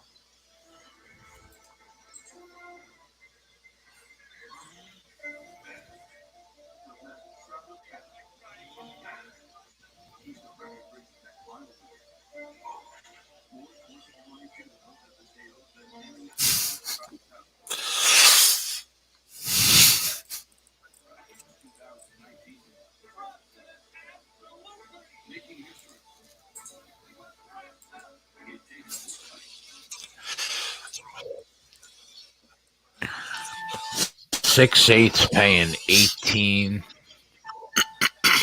bucks. It's actually not a bad price.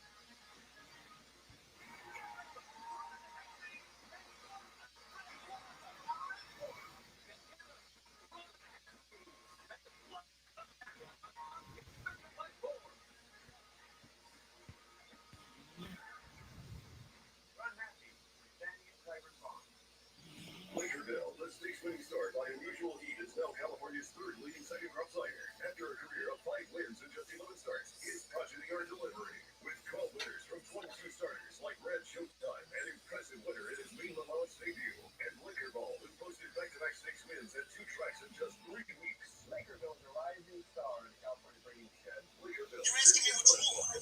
I gotta deal with this fucking kid from the Bronx. Coming to the neighborhood, banging my ex-girl and throwing it in my face. You said your ex-girl. That means she can fuck wherever she wants to. You know how many people die with these words? His father's a captain. You put your hands on his son? When the fuck you gonna learn?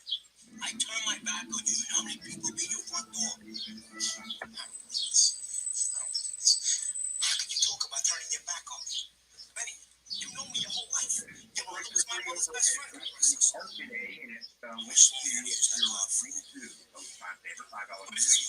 Why can't I be down with you when you cry? You know I'm capable. You're capable. You should jump and drinking all the time. You can't keep cracking people and baseball bat people and then run to me.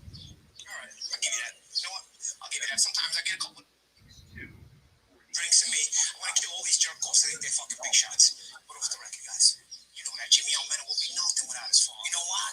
I'm going to tell his father that at the sit-down I'm about to go to. All right, babe. I'm sorry. You won't ever have to go to bat for me again. I'm going to stop getting high. I'm going to stop drinking. I'm going to stay out of trouble. want to prove it to you, but I could be down with George. Wow, they bet the 1 down to 3-2 at Gulfstream. Yeah.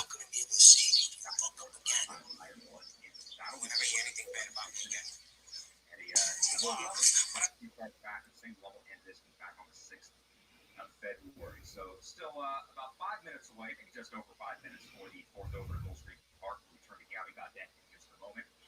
Meanwhile, back here at Oaklawn Park, Kurt Hoover with us once again. We talked about his double in here. Gonna go to the 6 here, Kurt, in Destiny's Love. But let's go to the favorite and talk about this filly since we're looking at her right here. 3-year-old daughter of Justin Phillip, who has won 2 of her last 3 starts. How big of a step up in class do you think this is, going from the non-2 to the non-3 and then 10,000 to 16,000? You think that is a pretty big step up. And I think you made a good point. They're just bumping up to the next launchable spot. Looks like they made a good claim for 10. I think I'm going to bet a 6-8 exact at Oaklawn too. Placement is good. I'm just always a little worried when these types of horses get claimed off really top barns for running where they know they're going to lose them, like Brett Cox did last time out. So that'd be my only concern. But the post is great. She's been stuck inside a couple of All right. The only thing I'm not on at Oaklawn Park is the 3 or the 3. I'm not on the 3. Everything else I have. For Bays, Destiny's Love has speed. Talamo with the 7 for Via Franco seems pretty quick, so I'm with you. She should fall. And the 4 is scratched. Good, track and trip. Yep. That last hurrah. Yeah, I'm on 1, 2, 6, 7, 8. Justice, your current 3-2 favorite. I'm betting a 6-8 exacta though. I kept going back and forth on the 3. Mia Promessa. All due respect, I hope you're wrong. Another one comes in. She was off a layout for 4 months. She returned on Valentine's Day at Oaklawn, and I thought she ran well. She certainly outran her odds at 28-1 off the bench. I think she ran so well, the connections thought, all right, well, do you think we may be able to get away for 40,000? Let's see if she can compete there. You know what they found out? No, that was just a little bit too tough. So now they come back down the class ladder. This spot makes sense for her. What do you think about the 3 here? Well, we talked about it yesterday. Well, you know, you and I handicapped. Narrow to come up with the information. My thinking is her is They like the 3 too at TVG. this race could fall apart. It could collapse like Who? quick horses. Both the guys that are talking right now. Good. I don't care what they say. Fuck them. How about that?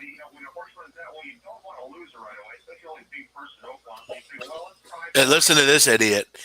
An influencer on Instagram who licked a toilet seat says he's in hospital with coronavirus. Fuck you, dickhead. What a dickhead. Italian Justice, the last to move in. We go to Big Stoffer. Good luck. Post time for the opener here at Oaklawn Park. Very even start. Destiny's Love and all back. Destiny's Love going to lead. All right, they're off at Oaklawn. We need a fucking price to start this off, Jeffrey. All right, be quiet, please. Miss Jimena and Italian Justice, and the trailer is Mia Promessa. Destiny's Love, the leader up the backstretch, 3/4 of a length, 2, all fact. Now Miss Jimena is going to move through at the rail. She's within a length and a half of the lead. Sassy Sita is 3 deep. Italian Justice is in the red. She's got 4 lengths to make up. Just inside of her, Isabel's Joy, and the trailer is Mia Promessa, and the leader is Destiny's Love, and now she gets away. Destiny's Love around the far turn with a 2.5 length lead over Sassy Sita in second. Come on, 7? 7 would be nice. It still has 4 lengths to make up. Old Fact inside of her. In fact, Old Fact doing better than Italian Justice at this point. Miss Jimena backs out. Top of the stretch, Destiny's Love and Sassy Sita. Destiny's Love, a length and a half. Sassy Sita is second. Italian Justice is third, and now 3 from the front. Mia Promessa back of the pack, and Destiny's Love is still clear. Destiny's Winner. 16th out, leads by 2. Sassy Sita is second. Italian Justice and 6. Isabel's Joy. Fucking Destiny's sharp. Love to the wire to win. Destiny's Love won by length and a quarter. Sassy Sita second. Italian Justice third. All right, Jay Bird. Oh, actually, one down. maybe the 6 would. bro. What? What'd the 6 go off?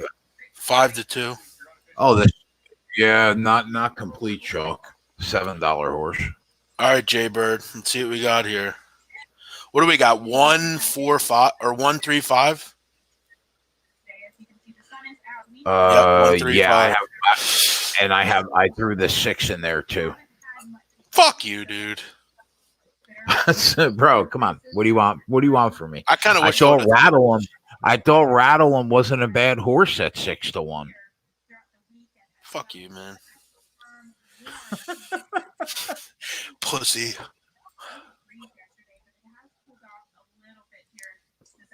Yeah, but you know what? My ticket cost about the same as you because I only have 2 horses in the last leg. You have 3. You have that 1 horse. I don't have that 1 horse. I got the 4. I got the 4 and the 5. I mean, this is the big one here. We got to hit this one. We got to keep it going. Yeah, I could easily lose the last leg of this fucking pick 5. Easily. The 1, the 8. Marco Drive. This horse hasn't won since July of last year, and he's been pretty disappointing recently at large odds. The number 9, American. Wouldn't it be great to see Raspberry Ballet coming down the fucking stretch at 12-1 to cap off that pick 5? Jay, let's just worry about the pick 4, okay? Right now. Let's worry about the 4th race. I don't want to know about any will pays. I don't want to know about any odds in the 5th. None. Let's just get this one out of the way. Preferably the 3 here would be perfect. Yeah, I would hate to see this one. I would hate to see this 1 horse get it done. I wouldn't. I would be fine with it. I just want to see a win here. Their career, especially at the bottom, which is the $8,000 level. I get why they're the favorite though. I get it. A horse that's 2 for 20 on form is too appetizing. But this is a horse who's primarily raced on turf and synthetic. So what you want to really focus on are his performances on a fast lane track. And he's only had 2 opportunities before in the past to run on a fast lane track. I thought he ran a good race. You know the horse I'm worried about? The 2. Yeah, same. That's the horse I'm worried about. Against Iconic, but he did beat False Accusation, who he'll once again have to face here today. Strategic Outlook, right in my brown eye. Today, or last week out, I think you can give him the benefit of the doubt. It was his first start on a track that had moisture in it, and I just don't really think he handled the conditions of the surface that day. So I think we could see one of 2 scenarios. Luis Saez could get aggressive with him and try to get the lead, or he could just try to get him out of the gate and sit a nice pocket trip down on the inside. I think this horse is versatile enough that. Man, if we can get the 6 home in this leg, 5 home in the next, we're gonna catch a nice pick 5. Jay, you got to learn, man. It's 1 race at a time, boss, man. Jay's talking about the 7th and 8th. We're not even in the 4th. Last time out, I thought he ran okay. Millionaire Runner was the winner of the race, and he kind of just picked clear from the rest of the field. He almost won by 5 lengths. That was a really impressive winner, and I believe Millionaire Runner, the winner, had been sprinting, and it was one of his first times sprinting. Yeah, 2's coming off 11 days rest. Jesus Christ. They're running the shit out of these horses. I think he needs a quick pace in front of him, and for that pace to come back to him and help him a bit. Where that pace is going to come from, I kind of mentioned Luis Saez. If he wants to get aggressive with this horse, he very well could make the lead. But the 9 American River, I think there's a reason why they're putting the blinkers on him here. I think it's better. Yeah, American River too, Jeff. Did you take a look at that horse? It's outlaws time. Lining up and moving in for race number 4 at a 1-mile trip. Wide open betting board. The race favorite is the 1, Blakey. Luis Saez riding for trainer Mike DiPaolo. That 9 makes me a little nervous too. Here's Kate Marco Drive. But I did think that the 1 Calling a winner. was the horse to beat. Organic Jenny will be next. Did have a legitimate shot in here. well. The only horse that I was kind of questioning was the 6 Rattle. American River readies now. The last two up are False Accusation and Sky Point. He's definitely not that here today. But an interesting race for sure, and interesting how it all plays out. Last horse is loaded. Here's Peter Ayala with the call of the 4th. All right. Give me another one. Sky Point, Daniel Martinez from the outside. He's ready. Soon after the start, Rattle is sent hard to try to get an advantage on the outside of American. I'm not listening to you, Jay, right now. I'm taking that. Up to take the lead, strategic outlook in front, half a length, Rattle in second, blinking after the inside. Let's go, boys. Let's go.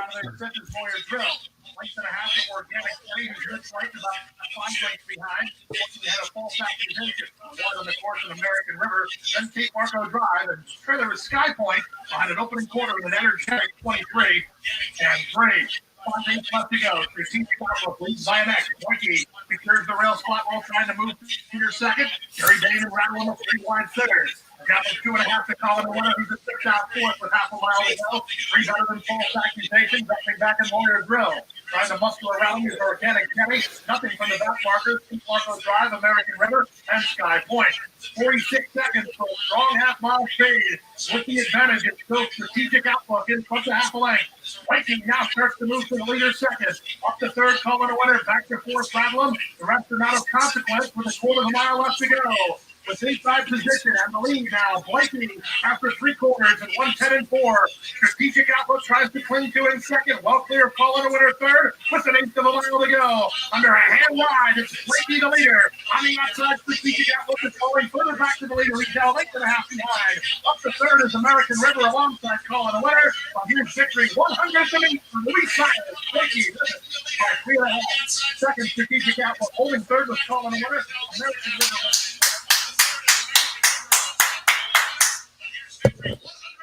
For Louis Sires, Blakey does it by 3.5. Second, strategic outlook. One more, Jay Bird. Throughout the entirety of the race there. One more, Jay Bird. Looked like he showed speed. He took back a little Yep. bit, but this horse just had so What, are you much not happy with that? in this position and took pressure through. I mean, you want to get better races, but that's what Gulfstream is, man. It's fucking favorites. At least we got 2 decent prices. We can get a final one, too, here. This race, and as Piaiello just announced, Yeah, that's true. I got the 4 and the 5 in the last leg. I know you got the 1, 2. Take a quick break on the other side. We're going to look at the Florida Derby. Stay tuned. I got 1, 4, 8 in the final race. All right, let me get Will Pays up, Jay. I'm going to tell you what they are. Don't look. 1, 4, 8 in the final race, huh? Yep.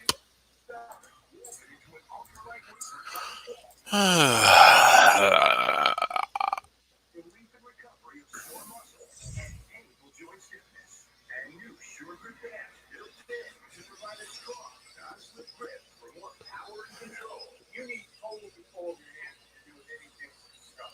Your hands are your livelihood. The guy with big gloves are great. Grip is outstanding here with these different grips. Makes my hand a lot more usable. When you start the job, the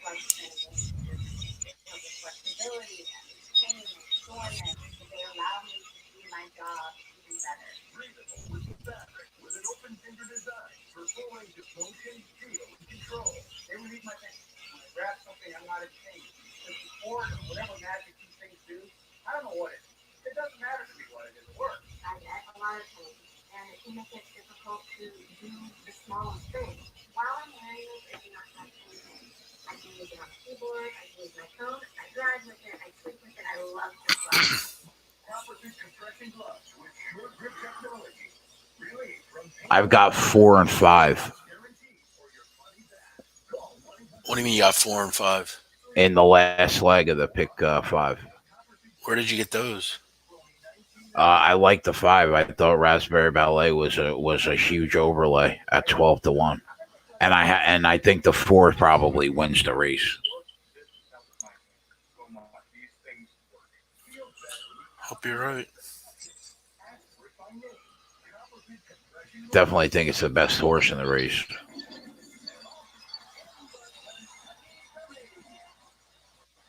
And the lead is now held by Always Dreaming. Always Dreaming set down for the drive by John Velasquez, and he's moving away. State of Honor is up in the seconds and impressive head. Guevara too little, too late. But inside the 16th hole, the 2017 Florida Derby, the top puncher, and Always Dreaming. And it won it by 4 in the end.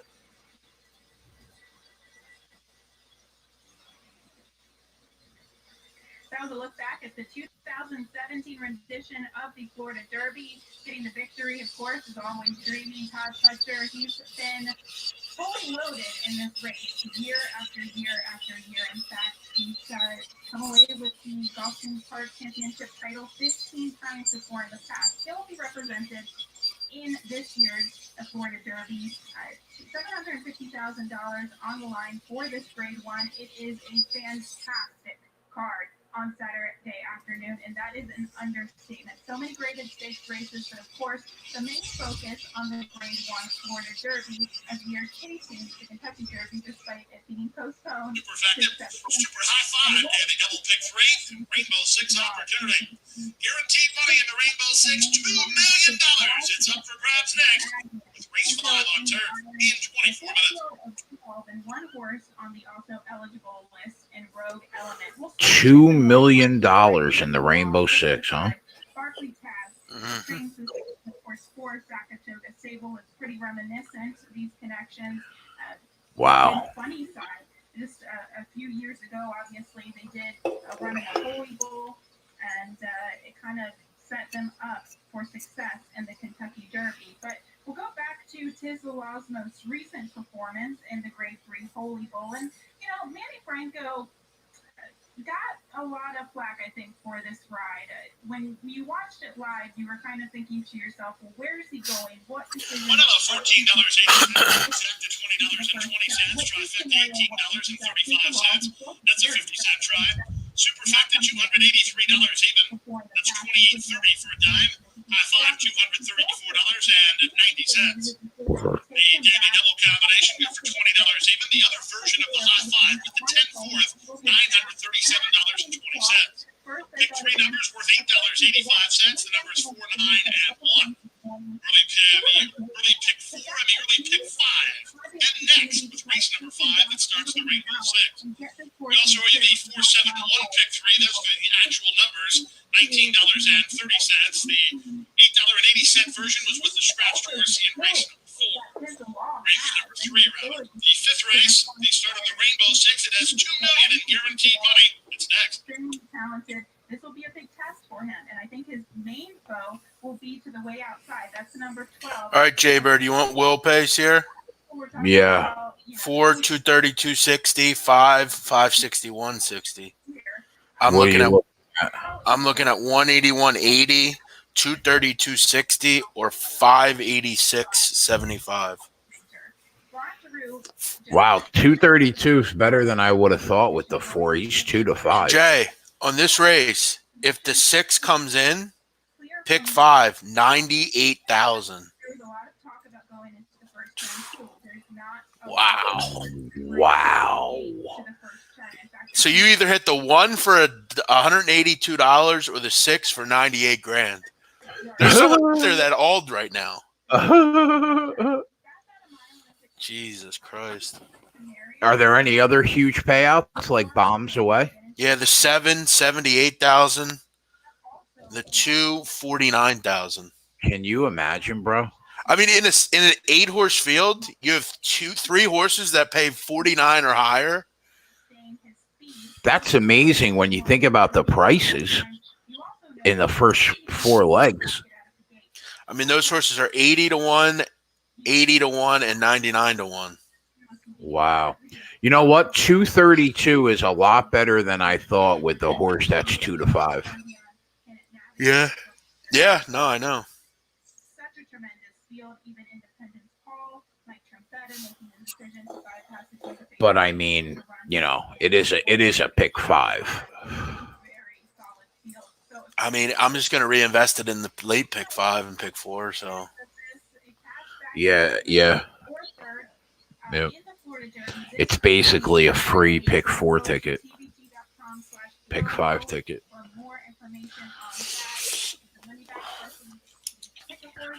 $2 million pool in the fucking in the rainbow makes me want to take a shot. So obviously the Grade 1 Florida Derby is definitely the marquee race of Saturday afternoon. But as I bring back in what's behind me, I mean the race. I don't know if you looked at the entire card yet, but from the first race to the 14th race, it's going to be quite an afternoon at Gulfstream Park, Joaquin. Yeah, Gabby, there are plenty of opportunities. Wow, they bet that horse, that 12-1 shot that I liked, boys, that I said was an overlay. They bet her down to 9-2. I like to see that. I like to see that. Until the first Saturday in September, holding Kentucky Derby on September 5th. The Great One will Derby as we make it the preparation one over at Oaklawn Park. We had some very good calls yesterday, including a $93 winner on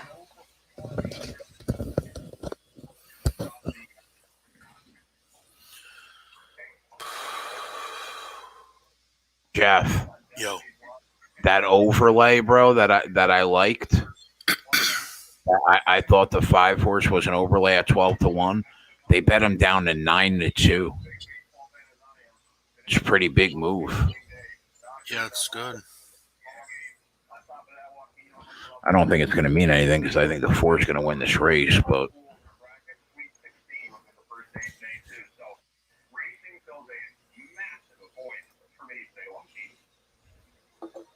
Yeah, very, very thankful to still have thoroughbred horse racing in our lives during these difficult times. And as the racing continues out there over at Oaklawn Park, we're just 12 minutes away for race number 2. You're trying to close. doesn't that make you want to take a stab at the 20-cent rainbow, bro? Not really.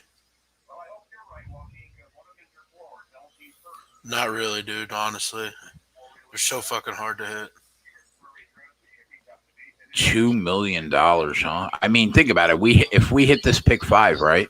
It's only one more leg we got to hit. True.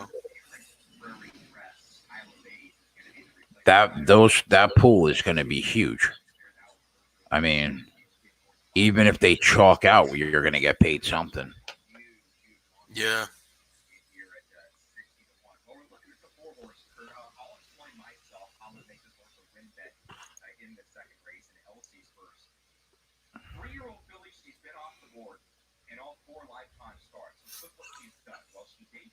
On the dirt at Churchill Downs in a tough maiden especially, and I thought she ran okay enough after missing the break. She finished 5th that day at odds of 51-1 over sloppy racetrack. She tried these synthetic surfaces.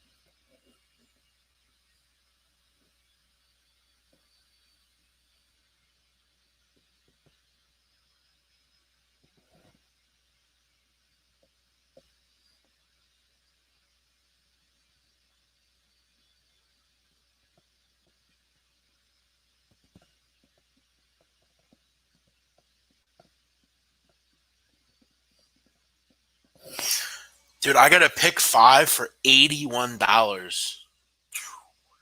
I like the sound of that.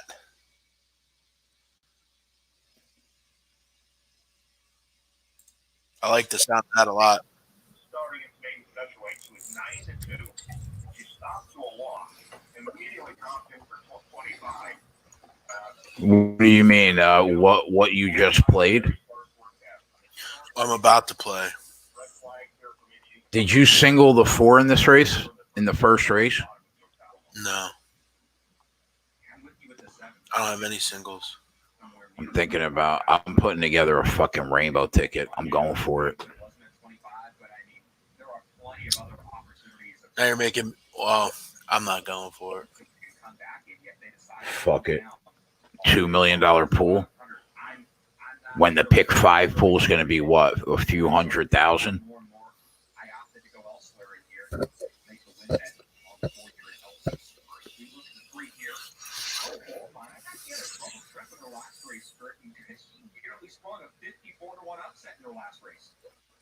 Huge improvement. Don't know when the race came from because the first 3 were awful, but did run well last time. It's right again today. LG first, and I both made the case for this one. She got small to the track and should be finishing her daughter. Nice facility. Animator 50-1 outsider here for trainer Doug Anderson. She was 43-1 in her career debut. Now dropped from 16,000 down to 12.5. Here's an Oklahoma bred first time starter at least 99-1 on the board. Yeah, she might be one with KSF 100 down before too long walking because she's got not much work, not much pedigree. Both rider and barn about a slow start to the Prairie Drum. There's the favorite. Sipping in for 12.5. You and I both a little shaky on her. It just seems like an odd kind of pattern. Dark sarcasm is dropping in for a Perulo tag as well off the board in 3 lifetime starts so far. Here's the 9. Little slew with Luis Guillaume. Yeah, she goes from the last time I've seen in Iowa, Brett. Wouldn't be surprised to hear this summer started Meadows. She's got some ability. She's drawn well here. Have Doug O'Neill, first time starter, a daughter of Broken Bow. That's the 11. Tell me I'm pretty. Got a gap in the work cat from San Luis Rey in mid-February to early March here at Oaklawn Park, but wouldn't be surprised at all for a first-time starter to jump up in here, especially from a terrific barn like Doug O'Neill. Martin Garcia is having a terrific meet himself out there at Oaklawn. One of my favorite riders, you know that walking. I think he's a little underrated rider in the country. Definitely a pretty I got to figure he's slow walking. They paid $90,000 for had her at San Luis Rey. Then her Oaklawn a debut for 12.5. Those are not good signs, any of them really. Man, trying to keep this ticket not fucking crazy.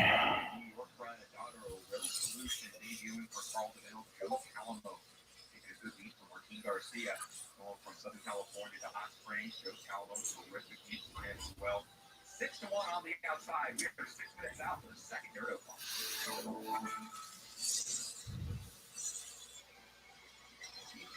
Morning Run is brought to you by Speedway Sales and Racing. Investing in racing since 1936. Saturday night. Thrilling horse action on TNT. Colton Gelbis in the Gregory Gelbis Meadow Gallagher Derby from Los Alamitos. Play Saturday night. First post 9 Eastern, 6 Pacific. Attention. The Centers for Medicare and Medicaid Services has officially authorized new benefits that Medicare Advantage plans may include. To get the benefits you deserve, you can call the Medicare Coverage Helpline. What are you up to dollar-wise? Well, I'm right now. I'm only at the 4th leg, but I'm betting it for either 20 cents or 40 cents. Probably 40 cents. I'll let you know though in a minute. And even home delivered meals. The plan also includes dental, vision, hearing, and prescription drug coverage, all at no additional cost. Don't delay. Call to see if the new benefits are available. In race 9, you could probably single that. What, Soldado? Yeah. Yeah, the Mios though. I think I'm gonna go 2. I threw in Frosted Grace as well, honestly. I didn't take Mios. I did Frosted Grace. And in the 10th, I took 1, 3, 9, 11. You got both kittens in there? Yeah, Peacock Kitten and Devoted Kitten. I also took Belgrano. And, Mighty Judge. Yeah. All right, well, a 40-cent pick rainbow. A 40-cent rainbow cost me 57. Damn. Because I singled I singled the 4 in the first leg. Right. If I bet the 5 also, it makes it 115. But I think the 4 is going to win the race. I really do. Yeah, I mean, I hope you're wrong. I mean, I have a couple other ones, but yeah, I mean, fuck it. That's so cheap, $57 for Yeah, 6 horses. one by 3 by 2 by 3 by 2 by 3. Shit, I'd almost add a couple more in the last race. That way you're almost alling. Actually, no, 1 by 3 by 2 by 4 by 2 by 3. Fuck it, it's cheap. Yeah, the only horse I'm thinking about adding is that 5 horse in the first leg. 12-1 morning line, better down to 7-2. I knew that was an overlay. Little respect for Alan Milligan. Been awful in the last 2 races. What do you think the public has seen here? I don't know. Joaquin, it looks like too bad playing. So you singled Sister O'Toole, huh? Yeah. We'll take it for 16 too bad races. I don't see anything encouraging. I mean, was the beaten favorite last time? I thought was worth a look. And the fact really rides back in the plus, but 2 top barns of that, and she hasn't done anything. And as she goes to the ball, he's pitching a shutout. I mean, I can't find anything real. It's interesting there. I'll throw a crazy horse walking in. I don't, not for a win type, but maybe. I threw Belgrano in the last leg too. So I got 4 horses in the last leg. Wow, I'm about to do some crazy shit right now, Jay. What are you doing? I'm gonna do. I got this. What, Jay? Listen to this. Okay, so I'm doing a pick 6 for $1. I have the 1 in the first race. I have the 4. Yeah. In the 6th race, I have 3, 4, 6. In Yeah. the 7th, I singled the 6. In race 8, 7, 9. Race 9, the 1. And race 10, the 1. Yeah, I think that 9th race, that single on the 1 is not a bad call. Like if I singled that, it would be a $38. It would be a $38 rainbow with 2 singles, the 4 and then the 9. But your second leg of the rainbow is what horses? I got 128. In what? 128 in the second leg of the rainbow 6. I took 3. Wait. Hold on a sec, Jay. Let me finish what I'm doing here.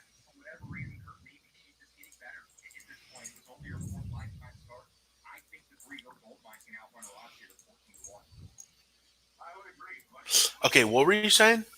128 is what I have in the second leg of the rainbow. Yeah, I have. I pretty much alled that. Okay. I have 2 different rainbow 6s. I have the all, and then I have 3, 4, 6. All right, we're about to go off in the second at Oaklawn. Let's see what we could see. All right, I'm going to turn off. I'll be back.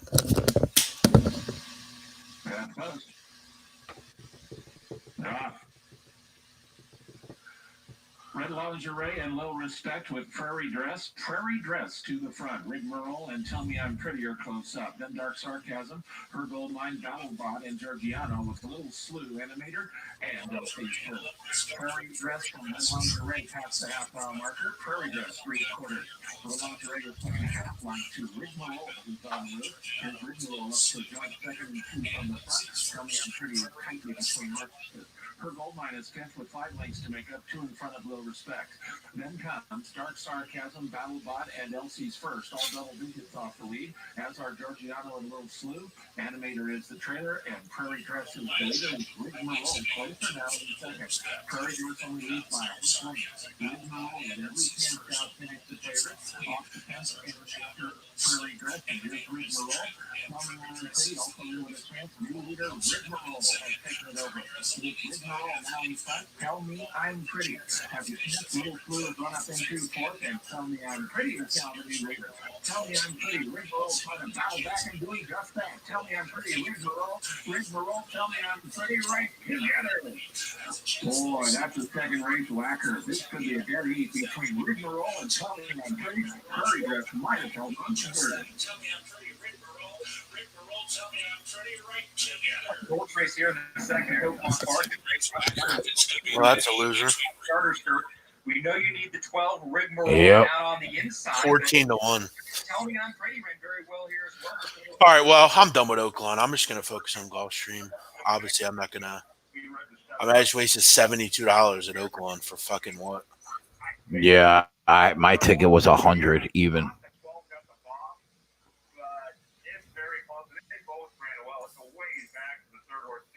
I mean, obviously, we just need to get a winner here at Gulfstream Park. Yeah, that is tight. I have no idea. I'll let the placing judges sort that one out. 14-1 on the Doug O'Neill first-time starter. Verona Eric Johnson with the 11. Tell Me I'm Pretty with Martin Garcia and Rigmarole for trainer Carl DeVille with the walk at 7-1. The first-time starter with Joe Talamo in the iron. We will monitor that as soon as we see it posted. We will let you know.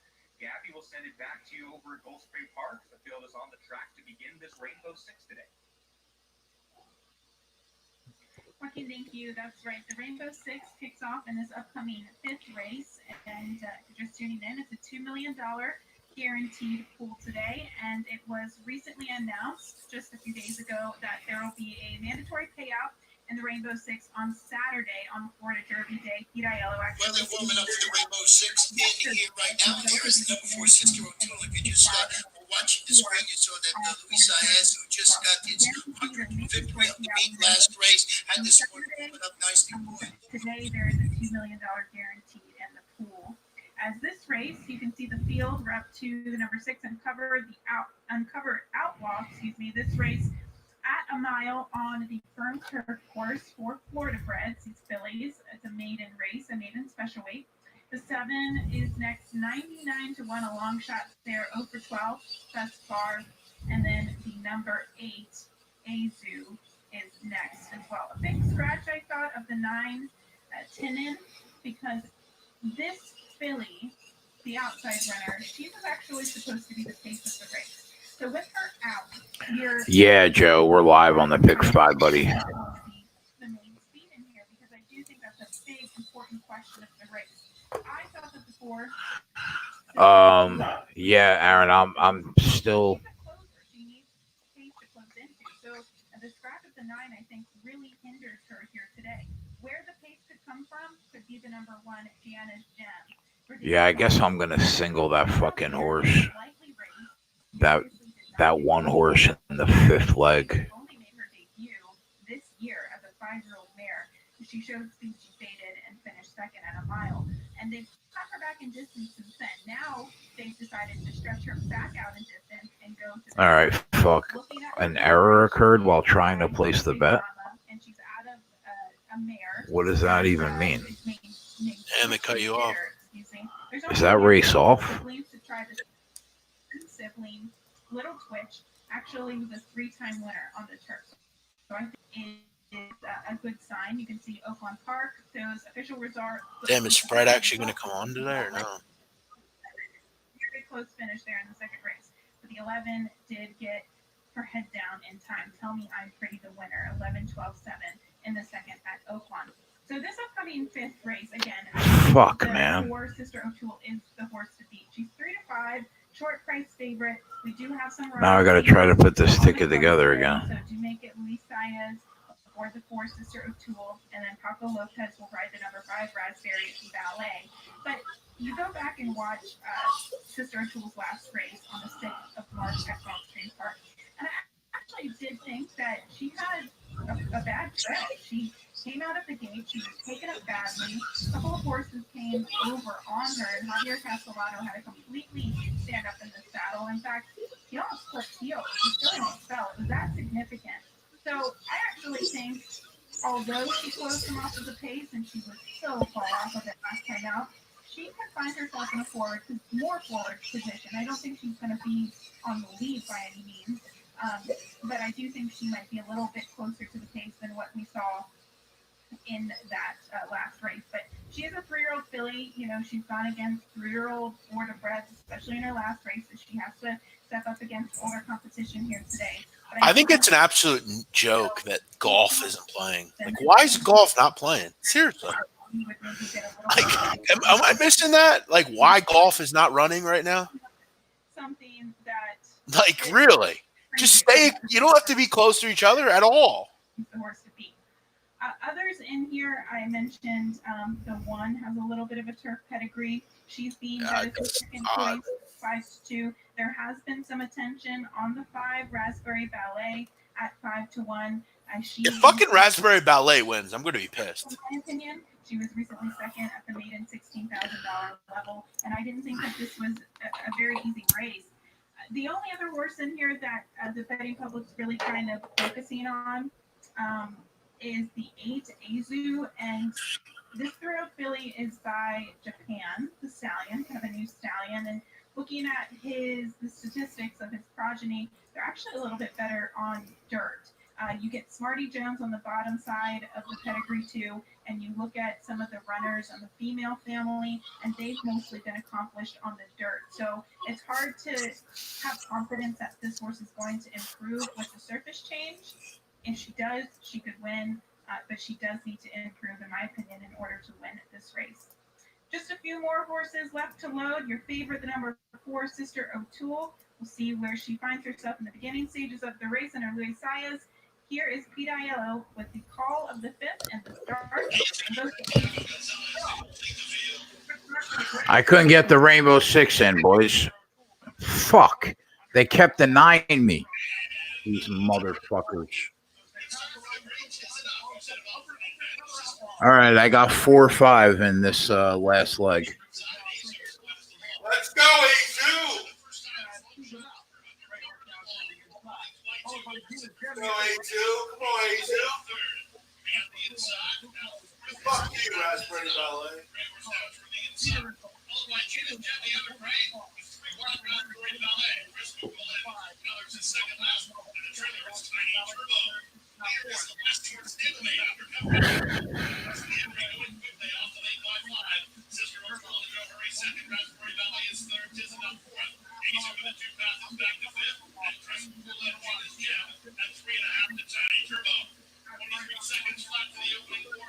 All right, boys, I got the 4 and the 5 are sitting, stalking second and third. And here comes the 4 and the 5.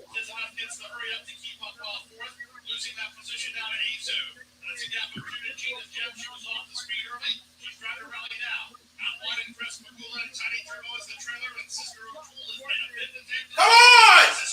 Come on! Go, E2! Go, E2! Come on! Come on, E2! Go, E2! Go! Not gonna get there, but we're gonna win. All right, we cashed the pick. Winner. Yep, we cashed the pick 5, 232. We'll take it. 233. 233. My $100 ticket at Oaklawn just went up in fucking flames, though. So at least we get that back. I'll take a win. All right, let's focus on the pick 6. Oh, we hit the pick 6, the first leg. Yeah, I couldn't get it in, bro. I put the ticket in 3 times and they wouldn't give it to me. So you're gonna have that going. Oh, here's spread. I really singled that in every one except for the pick 5 we had. Yeah, well, guess what? Now since the rain, I'm so angry they wouldn't let me put it in. What total were you putting it in for, Jeff? I was trying to bet it for 40 cents, and they kept saying that the bet wasn't valid. You got to do 20 cents. 20 cents or a dollar? I think 20 cents only. I did $1 local. I have a local. Well, I'm gonna bet. I'm gonna bet the pick. I'll put together the same ticket I was gonna put together, but for the pick five. Spread is there. What's going on, All buddy? right, so I What's up? How you guys doing? good. Just hit pick 5. There you go. All right, so I'm alive. I hit the pick 5 for 233. I got the pick 6. I'm singled. Another pick 6. I'm singled, and then I got 2 pick. All right, perfect. All right, hold on a second, guys. Be right back. So how's your day going so far, Jay? I'm up. I'm up. I'm up slightly. I had a pick five ticket that just went down at Oaklawn, so I'm up a little bit, but not much. What's going on over there? Not much. I went over. I've been doing a little exercise with Shariah and her son in the morning. So we did a little run around the block and shot some baskets in her backyard, so the kids aren't just in the house all day on the video games, you know. So get them out there running around.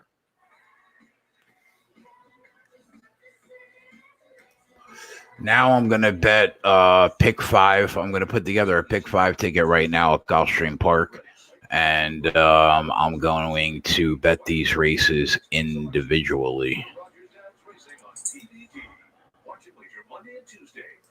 All right, let me pull up the chat real quick.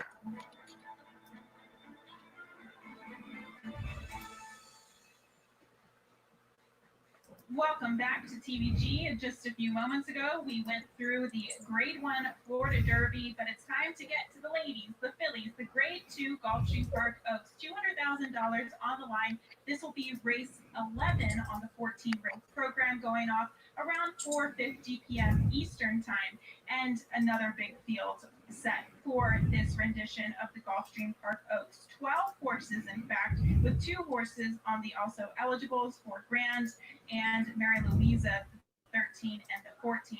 No morning line yet, but I would imagine that favoritism will likely go to the number 9 Tonalist Shape for trainer Sappy Joseph Jr. And I really do think that this is where the conversation must begin. This 3-year-old filly by Tonalist. All right, we got some people hanging out today, huh? Sonic's Dan, Corey H, Godson, Bernie Zelinsky, Chris Summerman, Wes Hayes, and Martin Riggs. Hookem, Aaron 007. That's cool. Yeah, the boys are hanging out. Bet any poker yet today?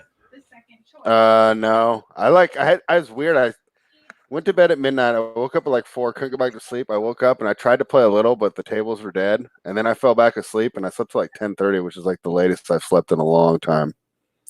So I'm firing it up right now, actually. Let me turn down the tables real quick.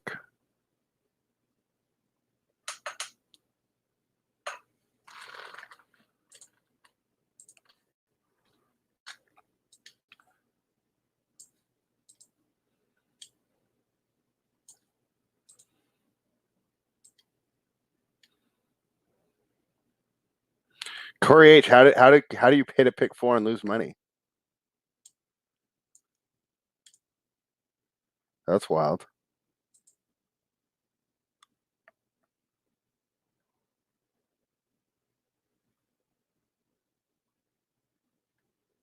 Did you go on mute, Jay? I wasn't sure if my computer froze when I pulled everything up. Yeah. Hang on 1 second. Oh, good.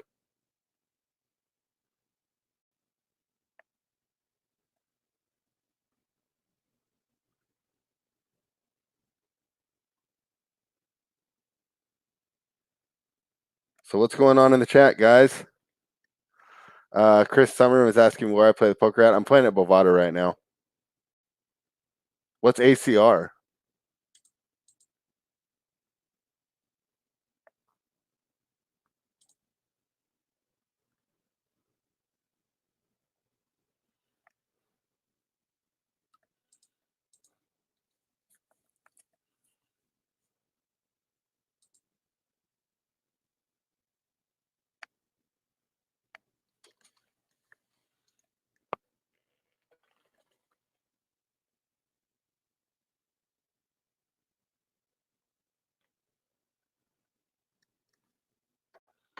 American Card Room. And can anyone play that?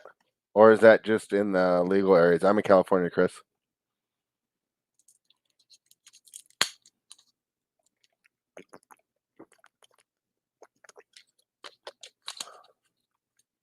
Corey H is waiting for that pick 5.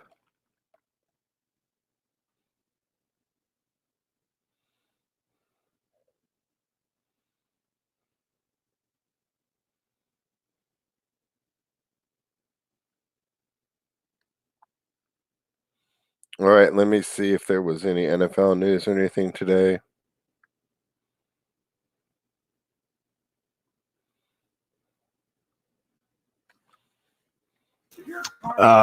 Yeah, Corey, I'll let you know.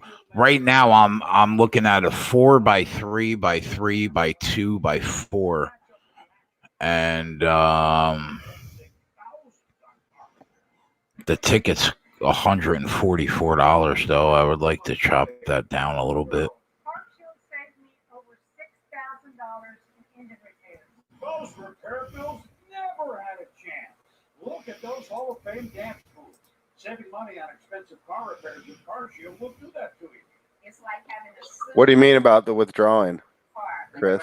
Worried about being taken advantage of when it comes to car repairs. We're just happy with CarShield. They put a transmission in it. Air motor. Who does that? When your car's check engine light comes on, that could spell big trouble for you and your wallet. An engine, transmission, or computer system breakdown could cost you thousands of dollars. But with CarShield, you'll never pay on covered repairs. CarShield covers practically all makes and all models, new or used. When it comes to protecting you from expensive repairs, there's a new sheriff in town. What's up? Nick Bush is hanging out with us. That repair bill. Goodbye, expensive car. I guess I'm going to drop the 4-horse out. Paula Andrea in the first leg and just go 3. That drops the ticket down to $108. 3x3x3x2x4. That's what I'm going to go with here. 3x3x3x2x4. $108. Yep. All right, boys. I will put the new pick 5 on the bottom of the screen.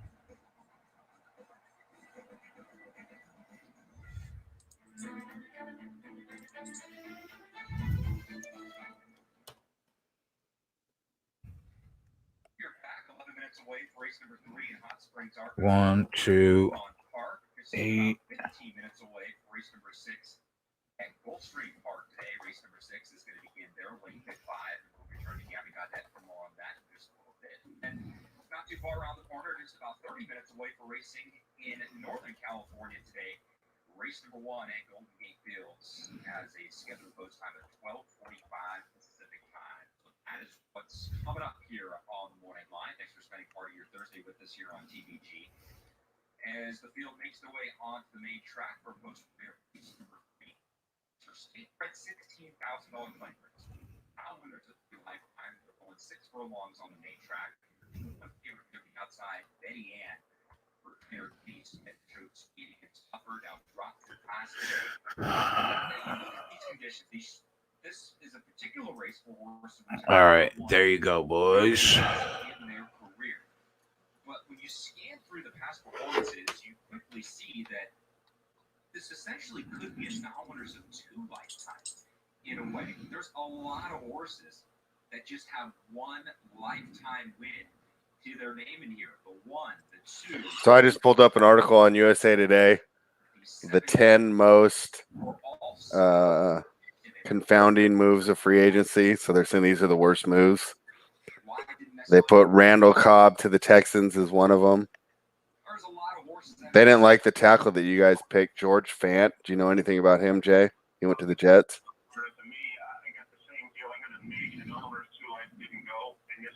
Say it again. George Fant. He's an offensive tackle that you guys signed. They don't seem to be very big on that signing. What did you think of it? Do you know him that well? I don't really know him. No, Okay. to be honest.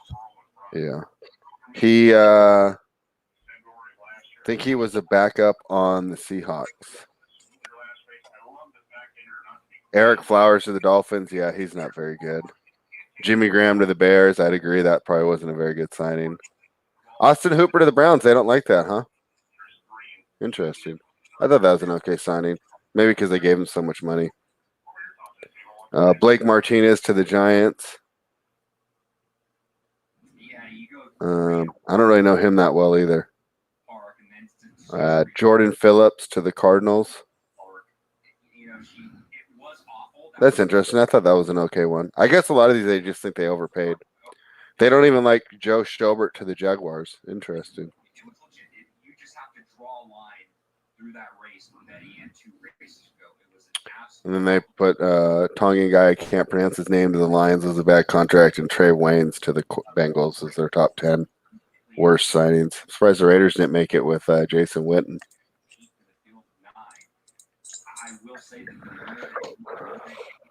Yeah, Chris, Jimmy Graham. Yeah, they pretty much overpaid him, right, at this point in his career. Oh, yeah, I would think.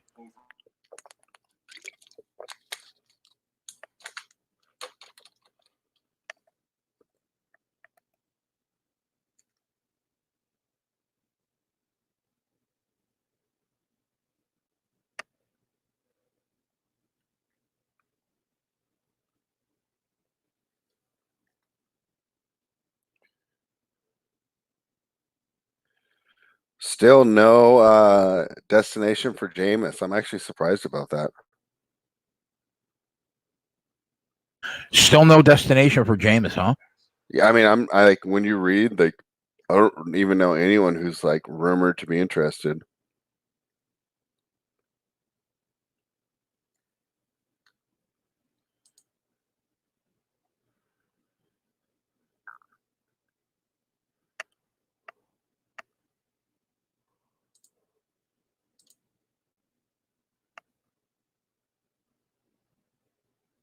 I know Nick Bush says, "How does Deshaun Watson feel? You trade away his top and only target." I thought that made no sense. Yeah, it's a terrible move. I have no idea what they're doing out in Houston.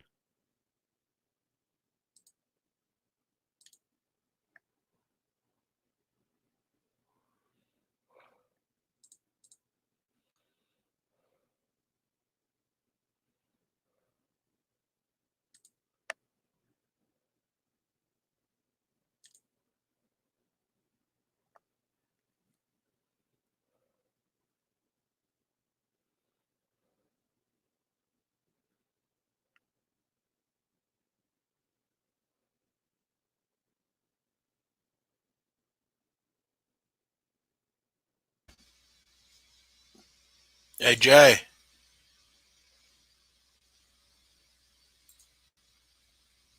Yo, What do you got pending right now? I just put together the pick 5 ticket that's at the bottom of the screen right now. Yeah. Cost me 108.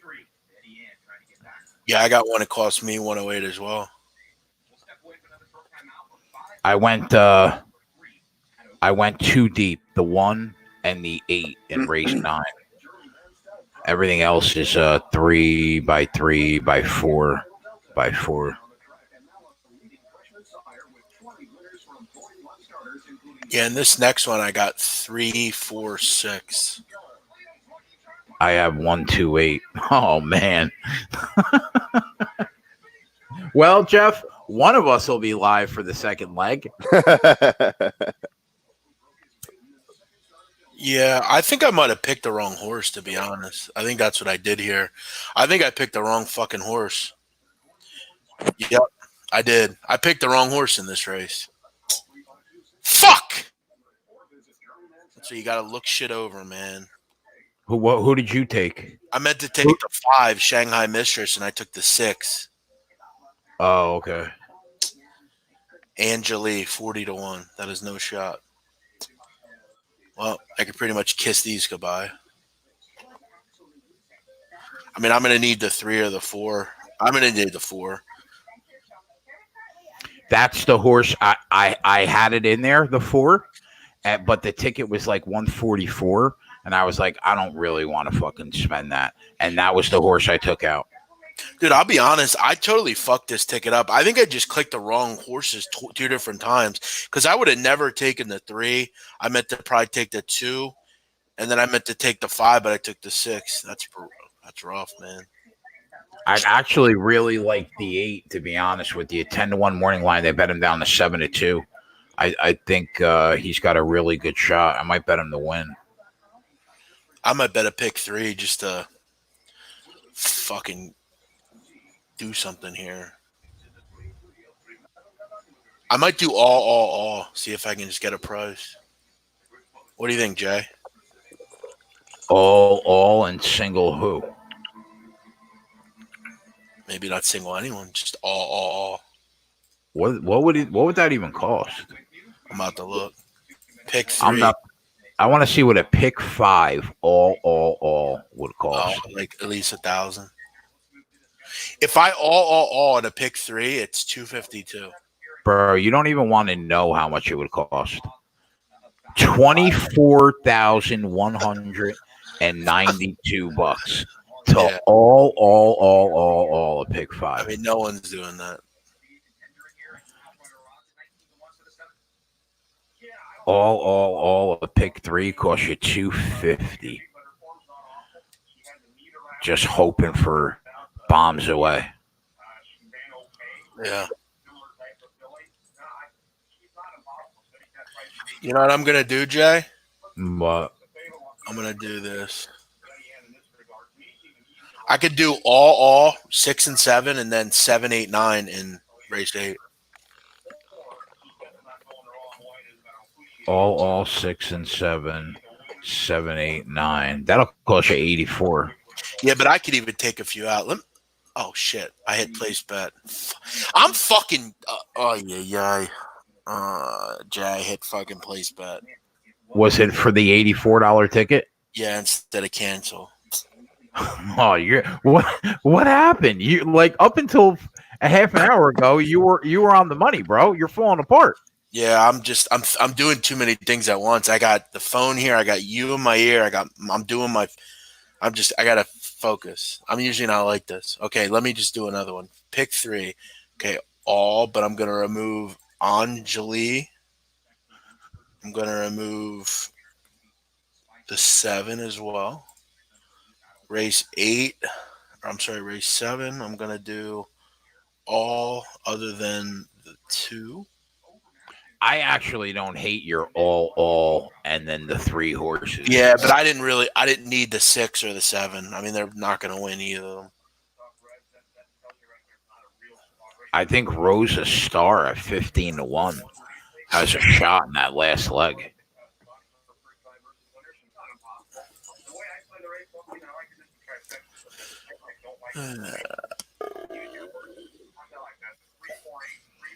Watch that $84 ticket come in where a big price comes in and I end up. Watch it. Watch the 35-1 shot come in the first race, followed by the 12-1 shot in the second race. And I'm sitting here like a fucking loser, and you're about to hit a fucking $5,000 pick 3 ticket. Oh, bro, that's my life. Watch. You laugh. Watch. I hope you're right, honestly. And then the third leg is like, I don't know, a 5-1 or something. Just for. Oh, man. I'll be honest, Jay. I would just prefer that the 4 come in first race. I just want to. I need to get. I made 2 mistakes. I need to fix those mistakes by hitting this one. Yeah, I hear that. Honestly, I'm fuck Oaklawn, bro. I'm gonna bet the last 5 races at Gulfstream in addition to the pick 5. Well, if I'm out here, I'm just gonna play the pick 4. So there were a couple $25 exactas we should have been all over in the first 3 legs of of the pick 5 we hit. I mean, it was just all favorites. That's why.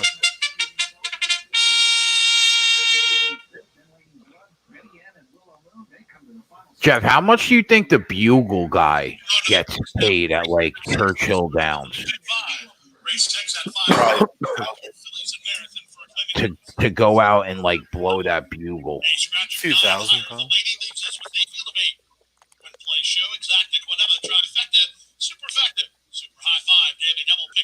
All right, let's try to hit 2 pick fives in one day, boys. Race 6 is up next. Past performances available for download now for Saturday's Florida Derby program. 14 races in total, highlighted by the $750,000 Curlin Florida Derby. It features Tiz the Law taking on Ete Indian in Independence Hall.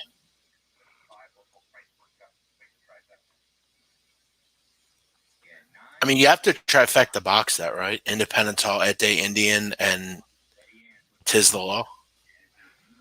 Is there anyone that can like throw a wrench into that? I have to really look at the race, but like at a quick glance, probably not.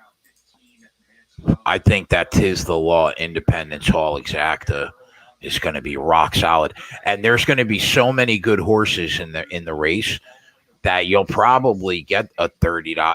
It might pay 30, 40 if Independence Hall and Tiz the Law comes out. Yeah. You know what I usually do in those big races, Jeff? Like the Kentucky Derby, the Preakness, the Belmont. I bet a couple $150 exactas. That's what I do, and try to hit a price. Yeah. I'll definitely have $100 exacta, a couple of them, trying to catch something nice on Saturday.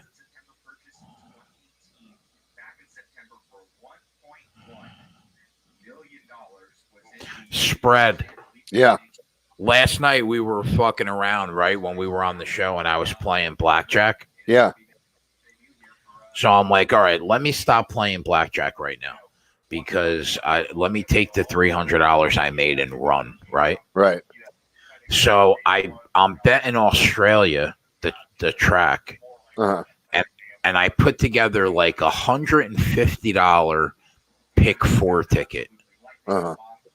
In the first race, bombs away 30 to fucking 1 shot, torches me up, and my $150 pick 4 ticket, it just goes up in absolute flames.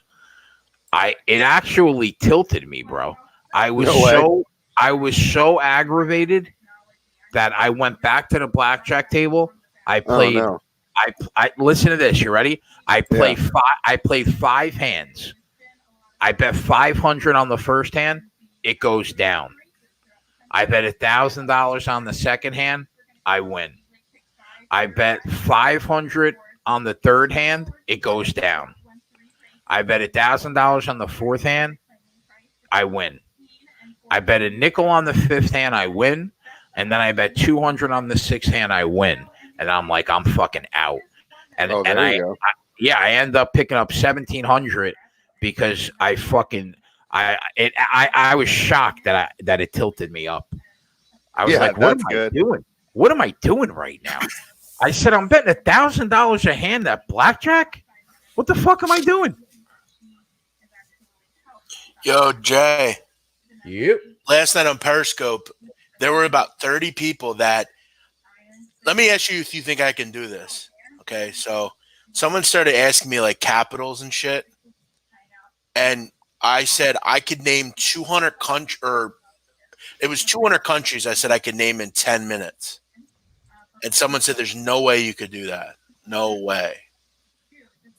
Wait, say that again. You said that you could name 200 countries in 10 minutes. So that's 40 countries a minute. Jesus Christ. And I did 3 minutes, and I named 73. So you were behind the pace. No, I was ahead of the pace. No, you got to do 120. 9 minutes. 9 minutes would have been 210. A little over. Oh, you're right. Yeah, my bad. Wow, that's crazy. And I want to do it, but it's hard to like track, you know.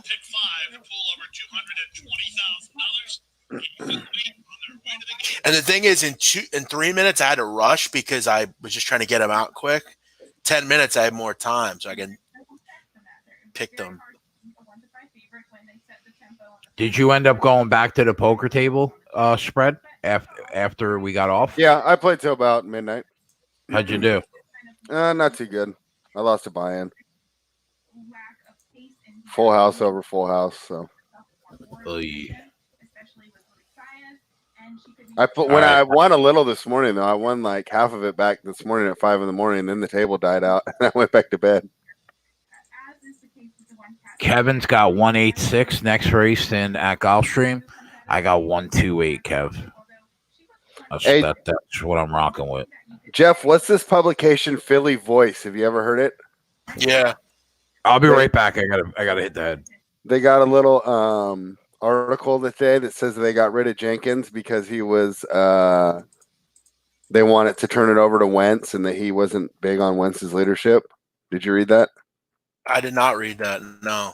Would you be surprised if that turned out to be true, or do you think that they're just writing articles to get clicks? I mean, they wrote an article last year that, or I don't know I think it was Philly Voice. They wrote an article last year that Carson wasn't a good leader and nobody respected him, that kind of shit. Yeah, so they're basically doubling down on that. Do you agree with that, or do you think that they're just making? I think they have an agenda against him, to be honest. Okay, just because it gets clicks. Yeah. When I was looking through free agency, I thought it was the most interesting article, so that's why I thought, well, Yeah, that seems to be clicky.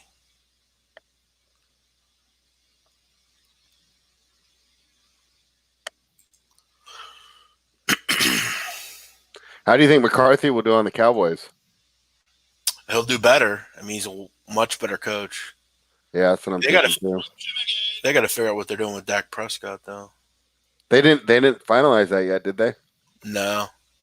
Is he franchise tagged at least? No, I don't think he is. Oh, okay.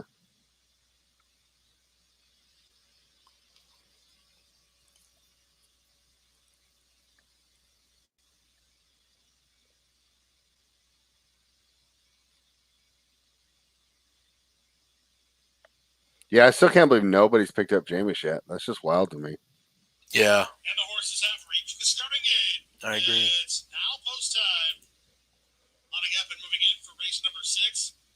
2-1. Oh, Corey H says he franchised, but he didn't sign it. Riding for trainer Antonio Sa. Cat's Astray draws the inside gate, joined in by Valley's Dream. Trixie's time is ready now. And Jolly is in line.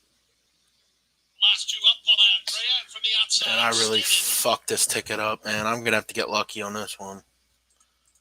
Come on, 4. Stated to complete the line. Ready for the late pick 5.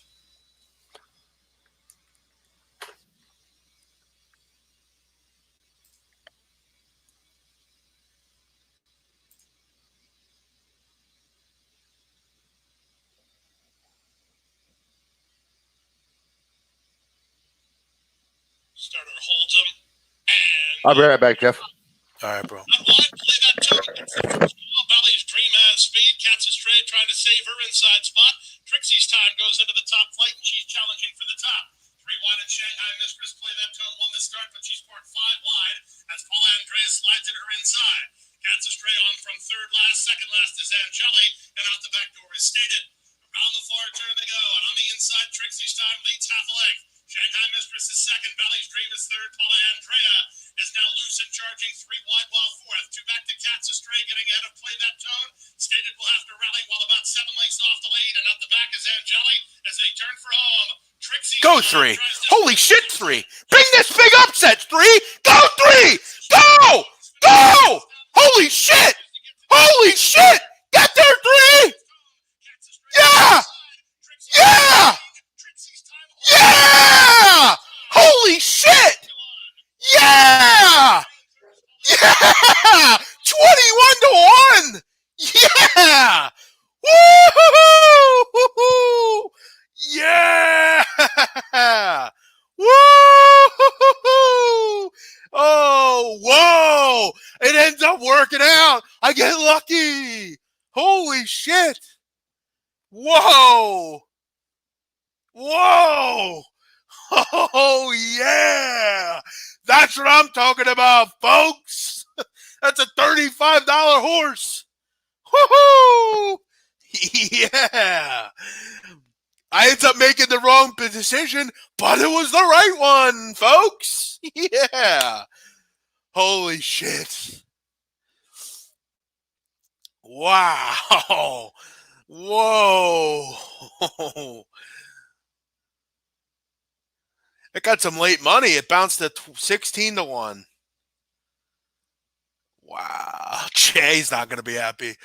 Jay's not going to be happy. Damn. I'm going to be really sick now if I don't win at least one of these.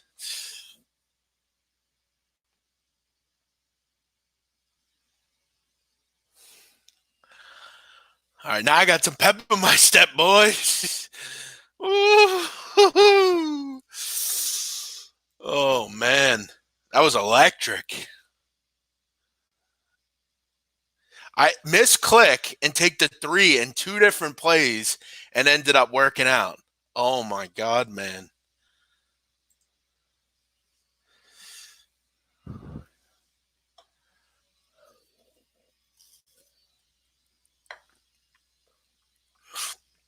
I picked it by accident, honestly, Nick. I literally picked it by accident. I meant to take the 2, and I picked the 3 by accident. I was talking with Jay, and I just was screwing around, and I just picked the wrong fucking horse. Jay, 16 to 1, motherfucker! Yeah, I heard you yelling. My pick 5 ticket just went up in flames. I'm sorry, but I misclicked that one, Jay Bird.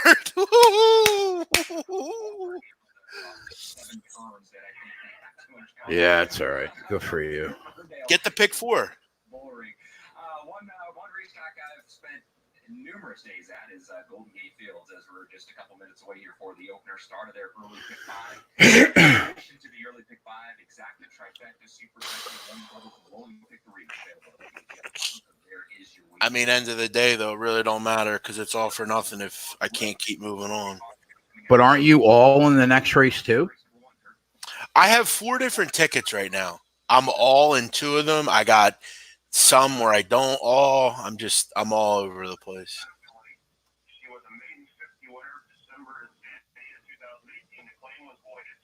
But yeah, in the pick 3, I'm all 7, 8, 9. All 7, 8, 9.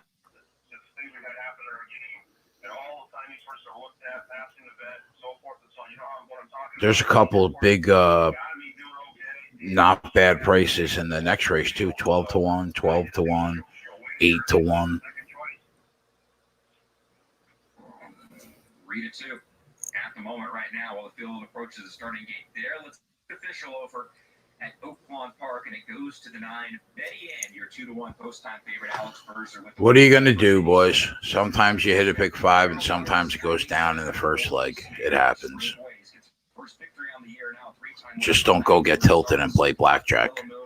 She finished second in here at 7 to 2. Shoot Me Straight finishes third at 13 to 1. The 9-4 exacta, $15. The 50-cent try, $61. As they cross the line, 9-4, 5-8. Turning the page on to race number 4 today. These are $6,250 time restricted claimers going 6 furlongs. Scratch out the 10 in here curtain right now. Academy Bay opens up. Everberg.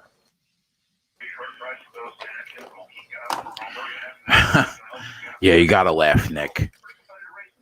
I mean, it's not a big deal. You guys see what we bet on. We bet so much money on a UFC fight. I mean, burning $100 is nothing. Ooh, $35 horse, folks. Woo-hoo-hoo! Lick my balls, Martin Riggs.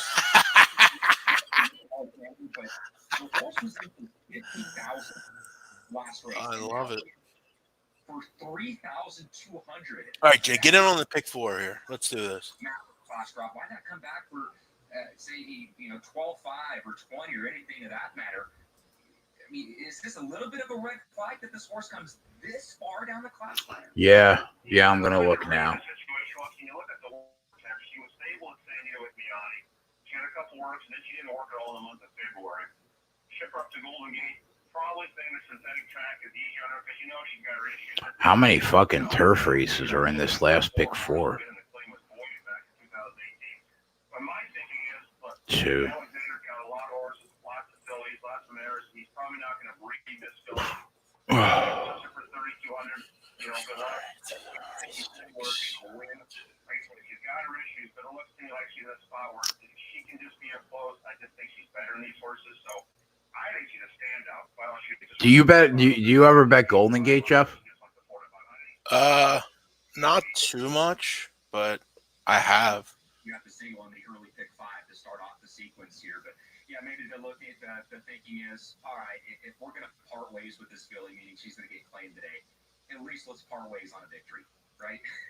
Yeah, and the other way to look at it, at this point, often sometimes when you bottom out on the drop, you scare one off. Instead of running for 8 or 10, when you might have a taker, you run it 8 to 5, 4 to 5. Jesus. That works to your advantage. Go and take her, and you bump her back up next time. We'll see which way it goes. Yeah, it's a poker read, right? What are you going to do in this particular spot? And there's this is a tricky read in here. All right, I'm singled in this next race. Odds on 4 to 5 favorite. She's your second choice last of the board as you see one of the assistant starters. 1, 2 exacted paying $10. 2, 1 paying 8. A little bit of encouragement into the horse that's going to be stepping in down the racetrack as she moves into the line. Now one of the outriders in the red jacket just to the left of your screen did a walkover. So You're singled in this rate. What do you got? Blue Bluff? Yeah, Blue Bluff. Yeah. Yeah, I think that's the best horse in the race. I think Animal Trick, bro. I don't know why he went from morning line 6 to 1 to 17 to 1 right now. I think that horse. I kind of like the 4 as well. 3, 4. I 6. think. Yeah, I agree. I think the 4. I like the 4, 5, and the 6. What is the 6, 5, 6, 4 exacta paying? 6, 5 is paying 40. 6, 4 is paying 14. Separated by 2 lengths, and Naomi Fraley slipping inside of Morning Dove, trying to get out of the turn. Naomi Fraley up in the second, trying to get the She's in Luck, who has been 4 lengths behind in fourth. Jeff won, huh? Yeah, I did. I got lucky. I can hear you in the other room. That was awesome. Naomi Fraley goes to the finish. Naomi Fraley, a length and a half clear now. She's in Luck second. Smoking Hot Redhead. That was just a free $8 exacta right there at Golden Gate. Naomi Fraley opening up by 2 lengths to win nicely. She's in Luck second. Smoking Hot Redhead third. Hope wins was fourth.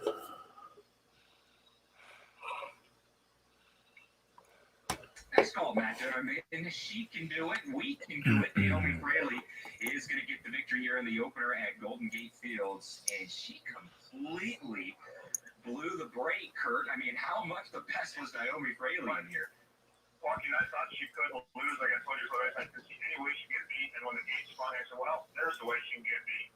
But to the point of handicap racer, she's so much better these horses. You know that trouble. She's just too much horse. So see if anyone took her, see where she ends up next. But she was miles the best today. I was just hoping she would have stayed at 8 to 5. That would have been giving money away this afternoon. Making her first start since December of 2018. She makes her 4-year-old debut, opening 2-1-4 across the line in the opener at Golden Gate Field. Back out to Oaklawn Park as the field is stepping onto the racetrack for race number 4 today. $6,250 claimers here, Kurt. 6 furlongs is the distance. What's going on later, Spread? You going out with the girl? No, we just basically just doing the morning stuff, and then I go over there every morning, and then I don't know. I'll probably play some poker. I was thinking about stay in the house. I was thinking about throwing some money into a Poker Stars account. Yeah, it's not bad, and there's a lot of like casual players right now. So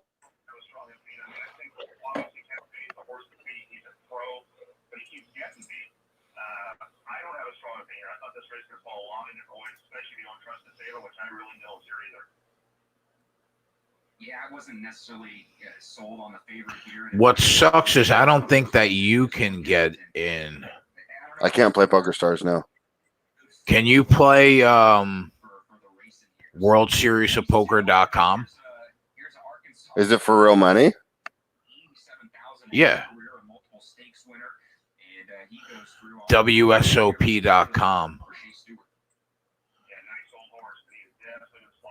No. I'll check it out. I never tried that one. Yeah, I would love for us to be able to play together like in the same tournament. Yeah. That would be fun that would be fun to do at night for the show. But Yeah. like I have to be in a like New Jersey regulated poker room. But Oh, okay. I don't know if that means that it's exclusively New Jersey or if that means that people from California could also play in it. Chris says Like- only Vegas and Jersey can play that. What about 888? Or like MGM, play MGM poker. I don't think I can do any of those. I can pretty much only play offshores in California, I'm pretty sure. So I would have to throw money in like Bet Online. You have a Probably Bet Bet Online? Online. No, but I can make one. I was thinking about it, and then I remember when we used it on Liveline, like you weren't really impressed with the interface, and I already had 4 books. So I was like, well, it's not like I don't have enough outs, you know?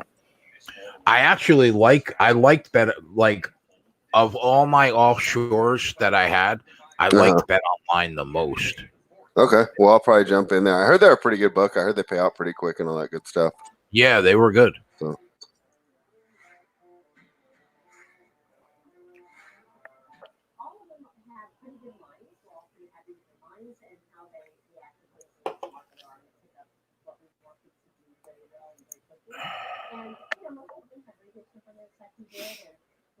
Oh, yeah, Chris said it's only Vegas and New Jersey.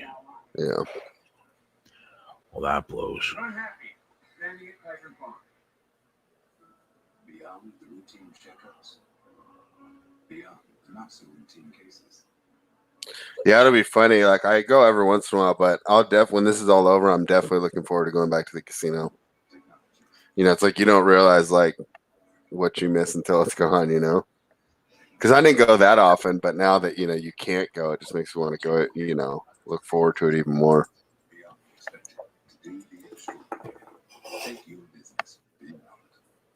Attention! In 2015, the Internal Agency for Research on Cancer warned that overexposure to Roundup and other weed killers may increase the risk of developing non-Hodgkin lymphoma. More evidence found that Monsanto may have known that Roundup was highly linked to organ damage and cancer. A California jury found Monsanto's weed killer caused the groundkeeper's cancer and issued a verdict for $78 million. Call Roundup Advocates now.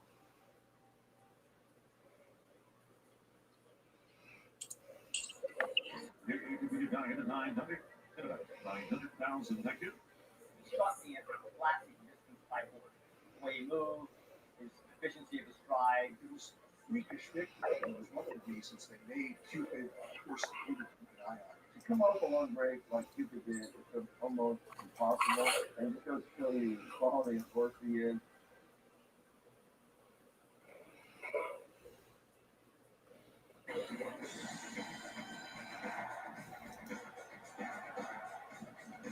Did you watch any more Sons of Anarchy last night? Yeah, I finished up the first season. Is Henry Rollins in the season 2? Is that his season? I think so. That's my favorite season. Either the second or the third. Yeah. Taking a look at your 3-2 favorite at the moment, that is Academy Bay. Orlando Mojica riding for Carl Broberg, just a couple necks away from rolling off back-to-back victories. He was a 3-time winner from 17 starts in 2019. So far, 0 for 3 this year, but he's run pretty well in his last 2 races at Oaklawn Park, and he is your 7-5 favorite. All right, Crow, let's look at a couple of the other contenders in here. We'll start with the 2 here. in Wheatstill, an 8-year-old coming off of a 5th place finish, but he was only defeated 3/4 of a length. Is he maybe suggesting he's rounding back into form with that last performance? Yeah, I can go for that one. But that was a tough race. Starter Allowance Company and Asher Benwell. This race is back. The Mud Spring, Old Pro. Yeah, it looks like he's rounding back into form. Of course, I was going to make a long shot case for the more look at him. It's a bit of a reach, but I think to me it's that type of race because I don't really trust the favorite. I thought the 5 horse was interesting. I'm looking at Lou. Horse is kind of a big horse. The original is the Bob Baffert. Broke his maiden against the Special Company at San Diego. Kind of slid down the class, let him in claim a few times. But one thing I like about the pattern, Timothy Martin claimed him and protected him off the left. November to February, under him not to be claimed, ran evenly. Then got on a muddy track against much better, miles better horses. Starter Allowance, 8 starters, ran flat. And then March 7th just kind of shuffled back and everything after the race. I like the rider, the only guys who won on him in the last year is this rider. If there's anything left, I think this horse will wake up today because this is a pretty suspect field and he's got ability. How many people do you think will stick with horse racing after kind of getting exposed to it right now? Probably too many. Too many that shouldn't get involved. Like when everything comes back, do you think you'll keep doing it or do you think you'll just drop off? No. I might fuck around, but I would say actually no, I won't. No. Okay. Maybe on Saturdays and Sundays I'll throw a pick 4 in at Gulfstream and Santa Anita. I always bet the big races like the Derby, right? The Preakness, the Haskell, Belmont, but other than that, and maybe the Breeders' Crown, that's it. I can't wait. I think that I'm gonna make thousands those first 2 or 3 UFC events. Yeah. My goal is 10,000. That's my goal.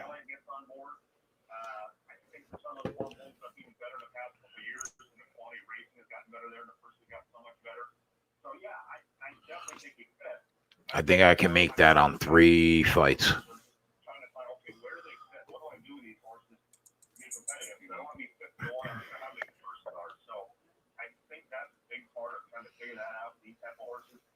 One other point on the 5 horses that I want to listen to Blue, which I find intriguing. This horse was claimed off of Paul Broberg in June of last year, Prairie Meadows, by trainer Timothy Martin over Ken Friend. They lost the horse to the claim box at Remington to a trainer named Paul Duhan. I wonder what Bitcoin is doing today. Yeah, I didn't look. I have alerts on, so it's nothing wild. It's holding strong at 66.80, which is basically where it's been for the last 3 or 4 days, which is good, which is fine. Yeah. Because I think it's going to go through the fucking roof. Nick Bush wants to know if Jorge's still fighting Usman. I think so.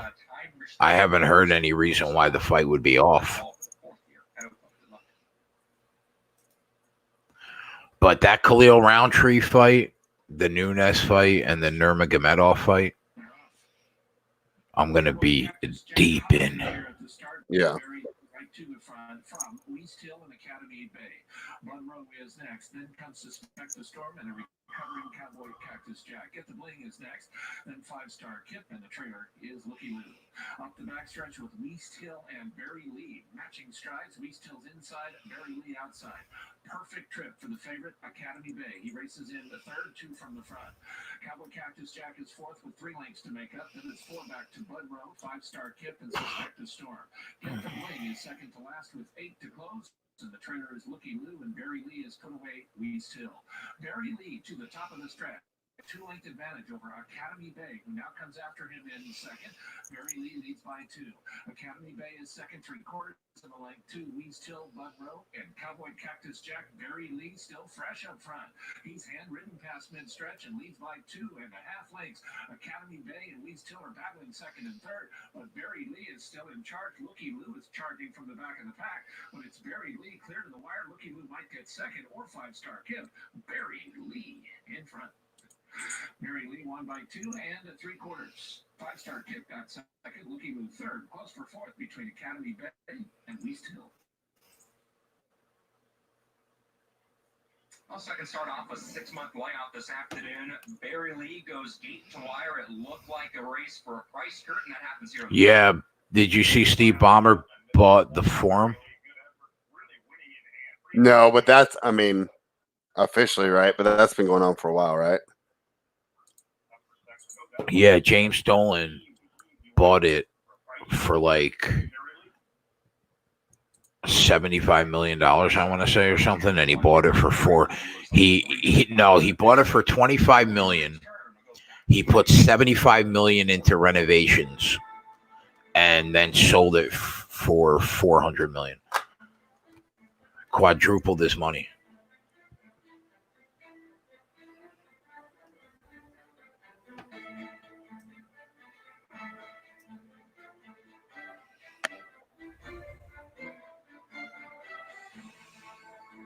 I think that the 3 could definitely run second.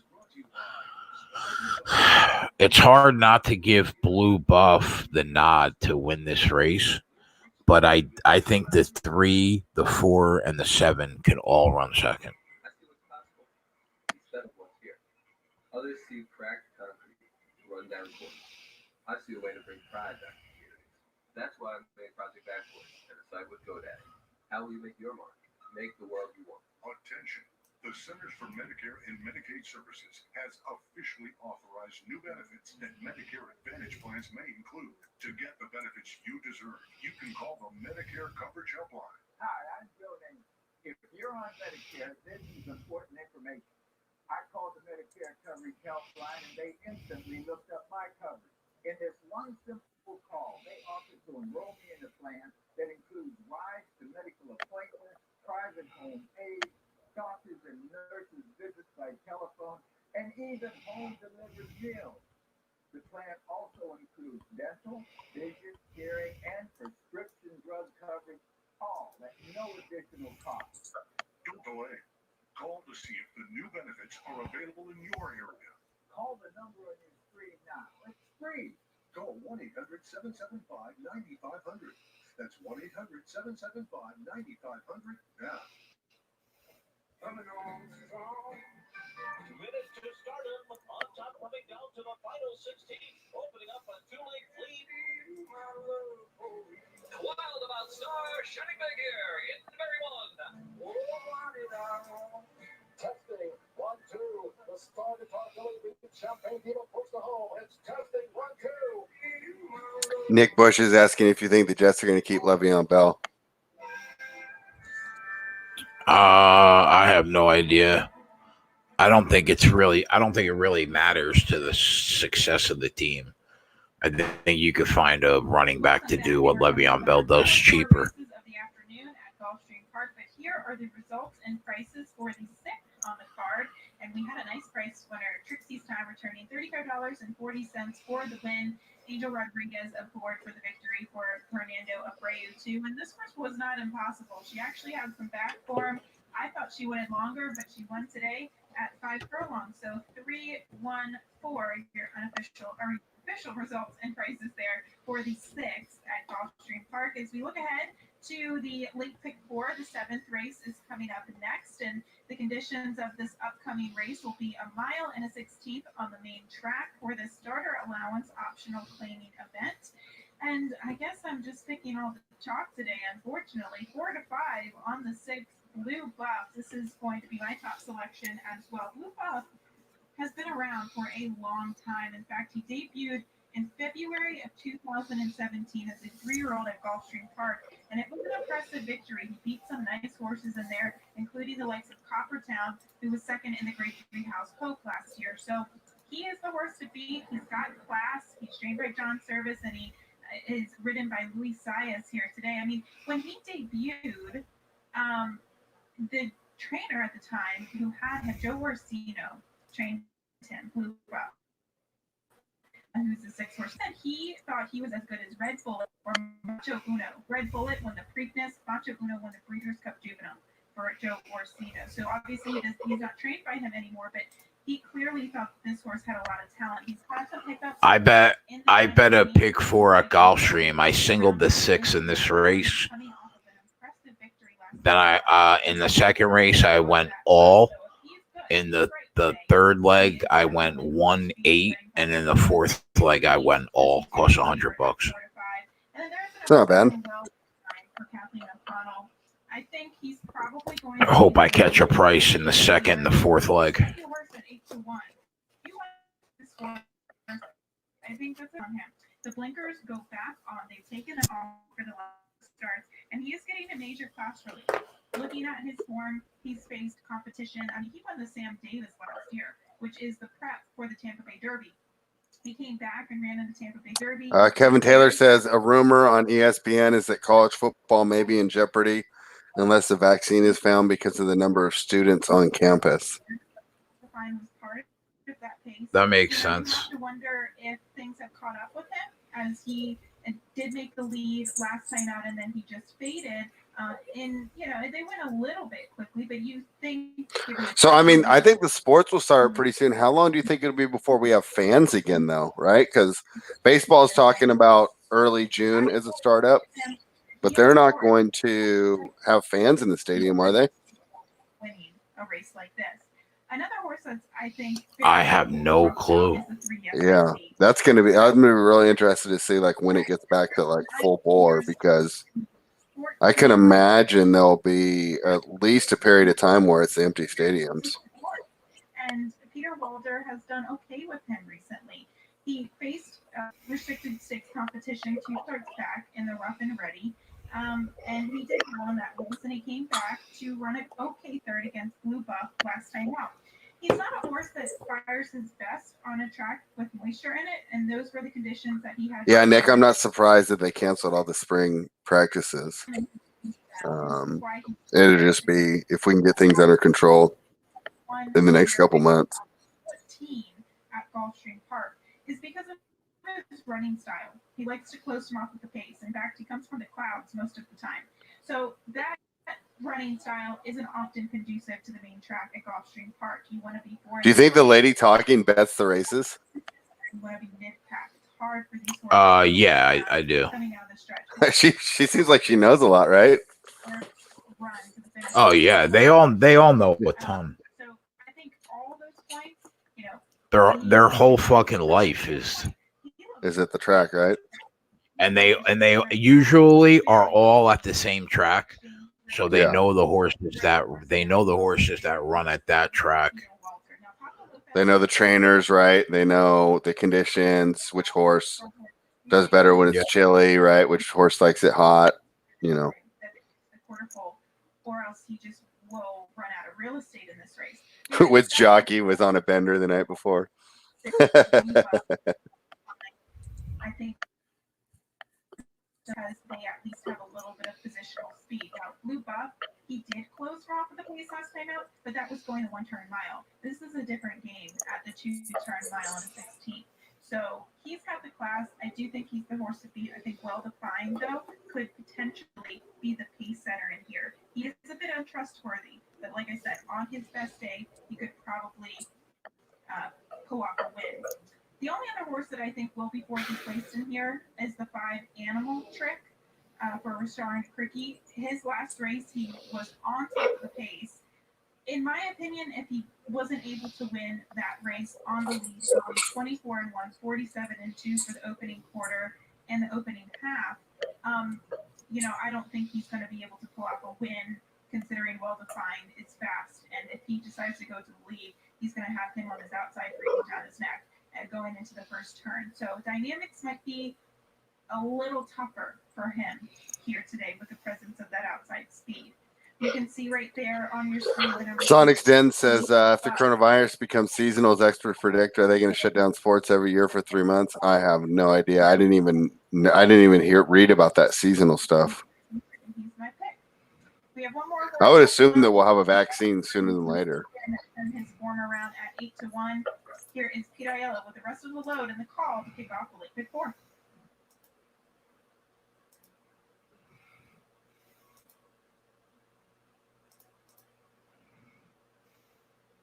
Well defined is ready, and they're at the pose. And they're off. Excellent beginning for Acor from down toward the inside. He's reaching out for an advantage, but Animal Trick. All right, here we go.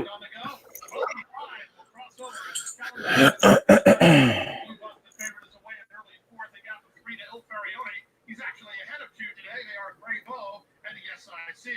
And the charge around the first turn, the pace is hot and heavy. Animal Trick. They are flying. The 6 is sitting this perfect stalk trip.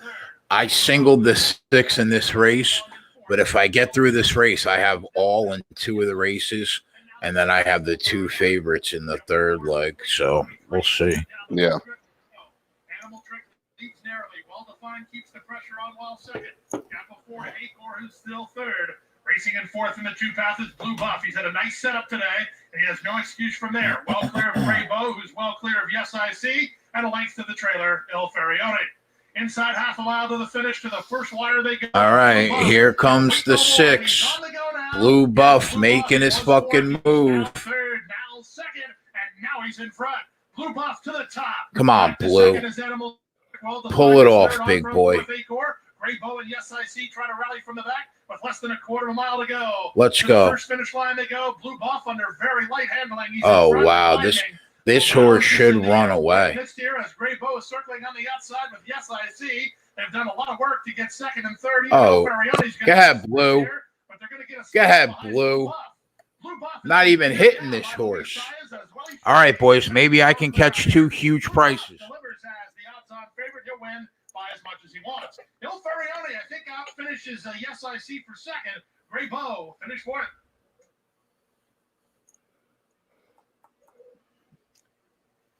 Geared down under Luis Saez in the final couple of yards. Yeah, he didn't even hit that horse. That horse was much the best. Cruiser right there. Yeah, I ended up betting at pick 4. Yeah, I singled that race. That's beautiful. Yeah, so did I. I singled that race, and I went all in 2 races. And 1 race I have 2 horses. He's now getting back to that form. Curious to see what the rest of the year may look like for him. Maybe I can catch a price in the 8th and the 10th. At Gulfstream Park for race 7. And it's been kind of a combination of heavy favorites and some long shots. So we'll see how everything kind of affects the pick 6 moving forward. But that's 3 victories on the card so far for Luis Saez. And Blue Buff looking very Yeah, the 6-1. Yep. Gulfstream Park. And as he makes it 3 wins back to Northern California, Golden Christmas Parade with Lydia for Juan Hernandez on the board at 5-2 at 80 of 2. Somebody in here just 1 for 28 lifetime turns.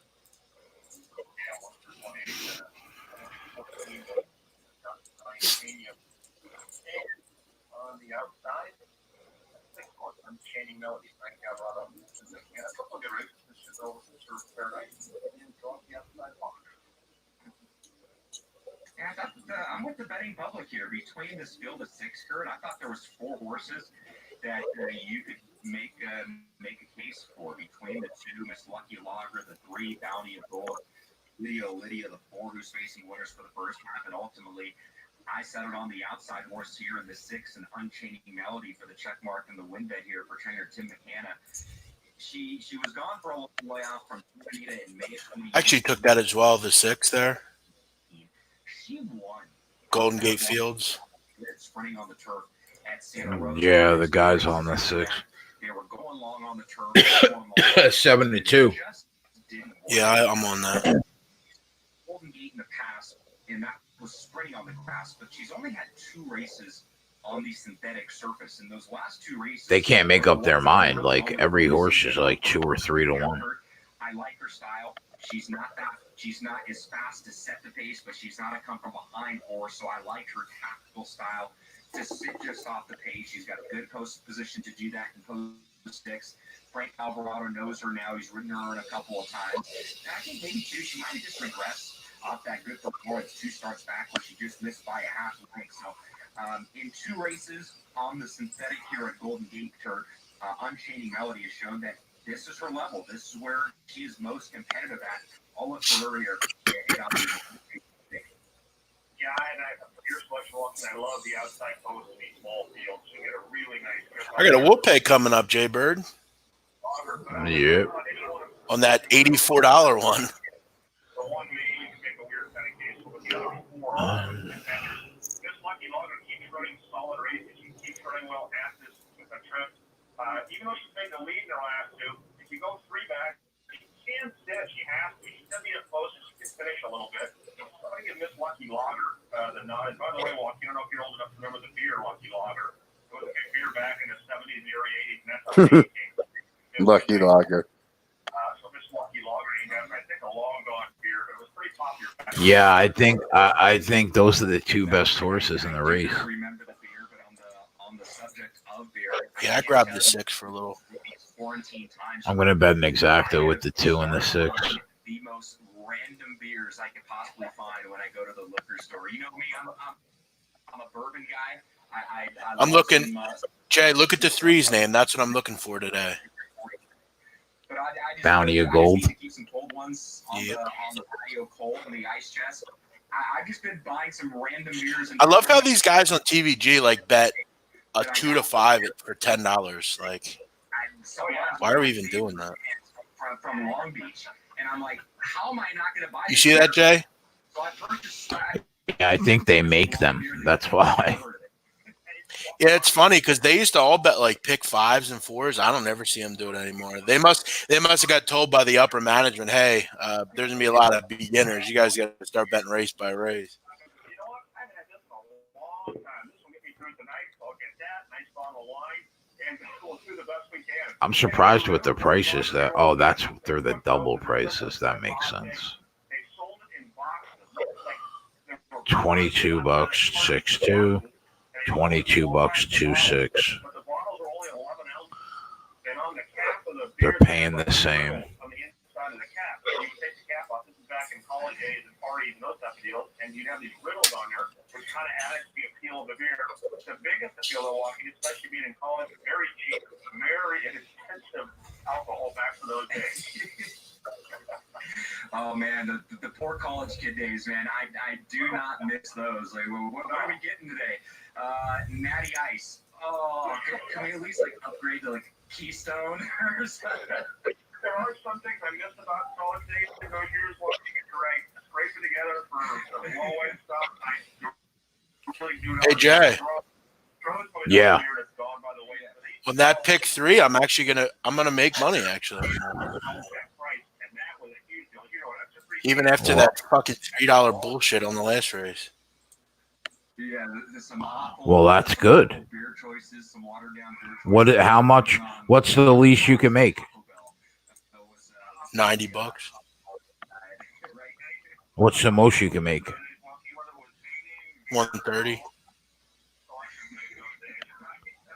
I mean, it's not much, but I mean, I wish I would have just got a better price. If I get a better price in the second race, it'd have been awesome.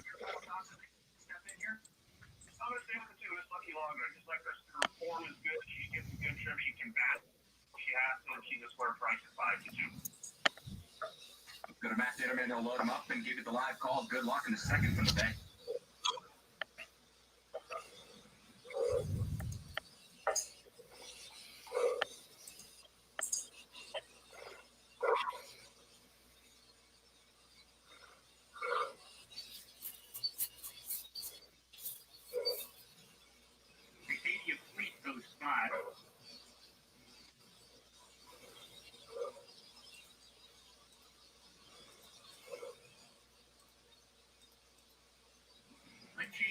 30 to the outside post. And after unchaining Melody, Fuega to the inside. Wake alone. We're ready to go. All right, Golden Gate. I got the 2 and the 6.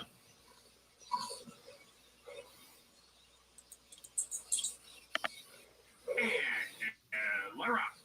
Bounty of Gold drifts outward at the start, but broke alertly. Miss Lucky Logger between horses moving forward. Quite the inside of the red jacket. The quickest of them all right now, and Quake goes on to stride and take the lead here. Opens up a length on Miss Lucky Logger and Bounty of Gold. They run as a pair. A length and a half to another duo of Lydia, and Acadia Fleet. Unchaining Melody. 6 lengths off the pace to clear last with a half mile to go. It's Quake at 14. The pacemaker in the first leg of the year. Late pick 4 and the Golden pick 6. A length clear Miss Lucky Logger. Bounty of Gold catching the clear 3. Her rider's asking her to get going though.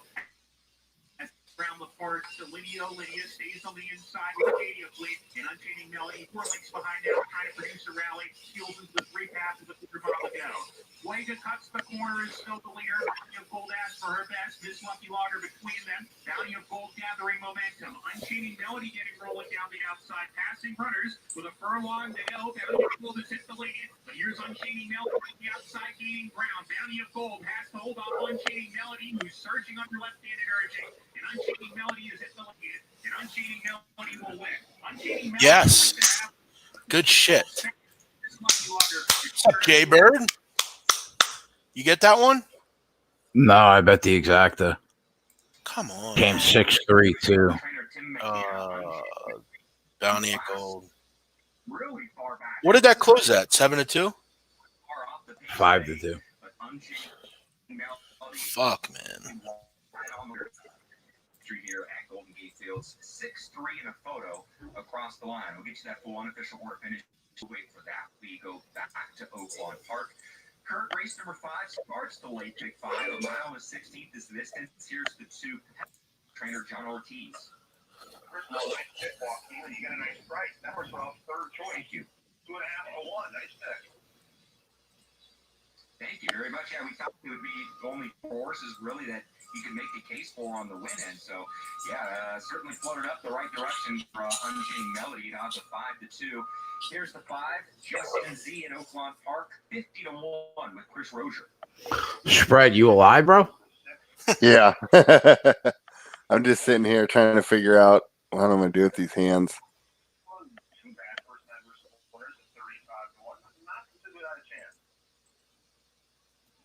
7 is looking for back-to-back wins. Comes in here 1 for 8 lifetime. Just broke the maiden for 16,000 by a neck last race. Teletap, that is the 86-year-old gelded son of Hey, Jay. Yeah. Look at the private chat. Don North, he taken for 16,000. Churchill now, and then on the towards the outside, there's the 9 with 4 bandages. That wing up. Even try put back. You see that? Yeah, I don't think so. Yeah, I was No. about to say the same thing. I do. Great 6 bomb that is hard to impress. Playing for 7,500 a long time ago, and not much since that playing. Just 2 starts off over a 2-year layoff. All right, so that is Spread, you agree with that? Mm-mm. I put Y in the chat. He would have been real busy if he was. Oh, yeah, that's true. Relentlessly.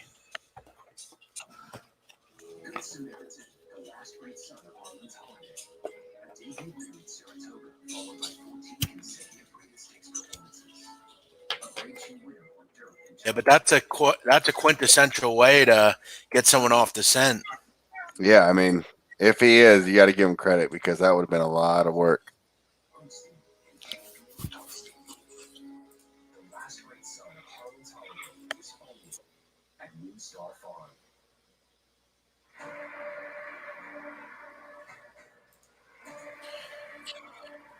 All right, Jay, 10 minutes till race 8. What do you got in that? Every horse. You did all? Yeah, in the second leg and the fourth leg. I got 7, 8, 9. I was singled in the race that just happened. Yeah, same. I got 7, 8, 9 here. 7, 8, and 9. Yeah.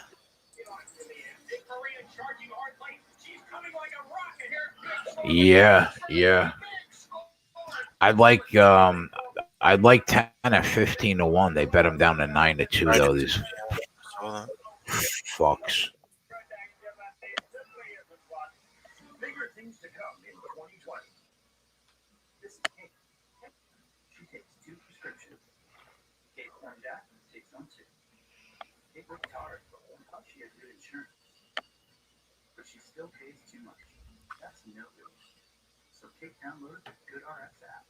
Now she can compare prescription prices, find the best discount. She even beats her insurance price. Good for you, Kate. Good for you. GoodRx. Stop paying too much for your prescription. Download the free app today.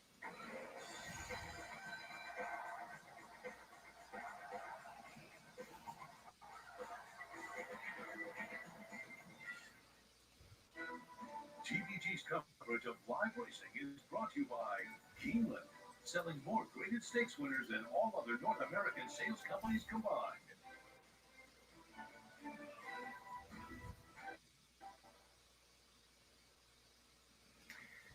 Welcome back, everybody. Our Oaklawn Racing on TVG is presented by Windstar Stallion. Always Dreaming. And Always Dreaming represents 4 straight generations of a sire line that finished first or second in the Kentucky Derby. Always Dreaming. He was second in the Kentucky Derby in 2012. Bodemeister, son of Empire Maker, who was also second in the Kentucky Derby in 2003. And Empire Maker, a son of the great Unbridled, who did capture the Roses in 1990. If you want that pedigree, you can find Always Dreaming at Windstar Farm. Kurt, just 2 minutes away for this 5th race at Oaklawn Park. Your 7 to 5 favorite here on the 10 on the class prop for Tom Amos. Somewhere else. Yeah, I'm looking there, Walkie. I'm trying to get all these favorites in that I haven't liked. This favorite I like. This horse to me looks like he's going to be very, very tough to beat because I really don't like the second choice much at all. The thinking for me, Napoleon's Empire, they paid a lot of money for him. Paid $200,000, got a very nice pedigree. Finally got his nose broken. Hey, Jay. Yeah. When I was younger, my dad had 2 horses, and one of them was called Peppered. I got to take that horse. At Oaklawn, Peppered, the 2. Was it really called Peppered? Yeah, we had a horse named Peaches, and we had one named Peppered. I'm definitely taking that. I boxed the 3 and the 4. I just rock with the 2 there.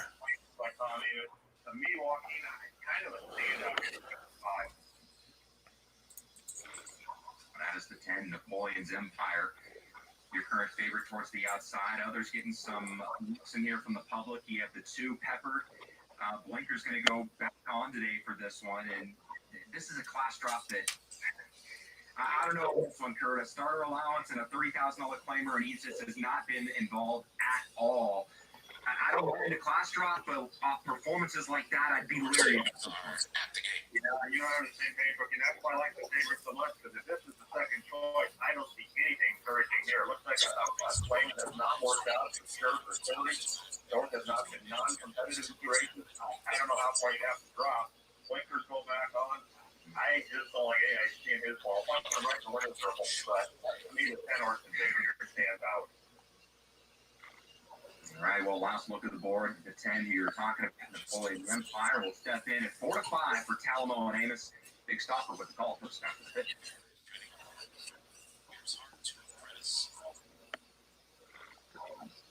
Close.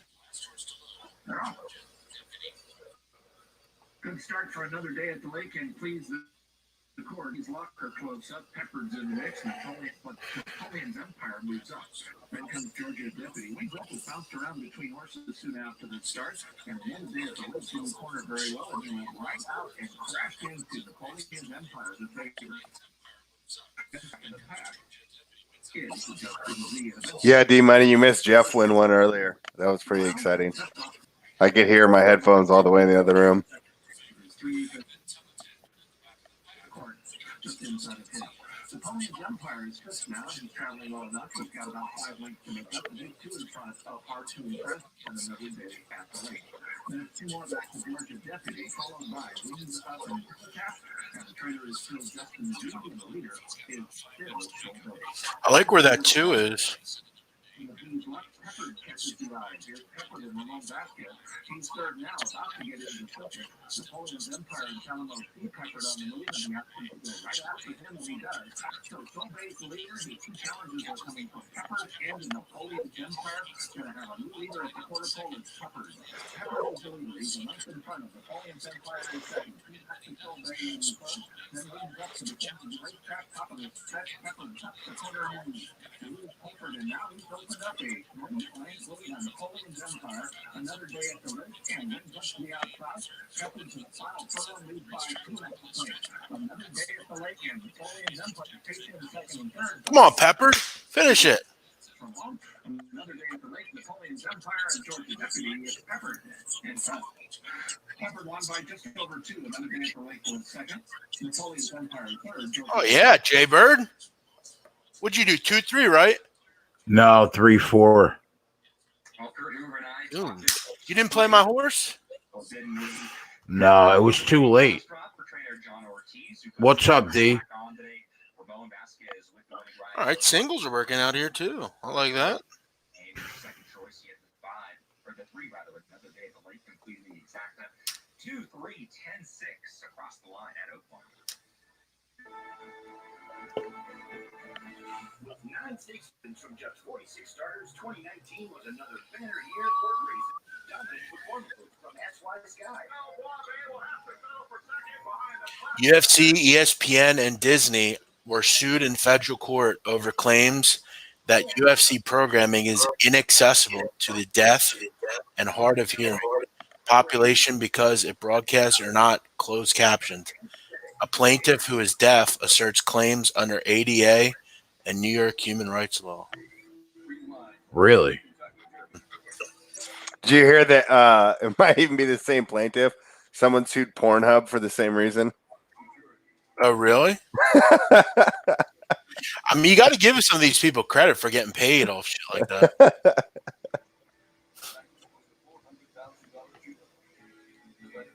I mean, Dana White will throw that guy $1 million probably. Be like, hey, shut up. Yeah.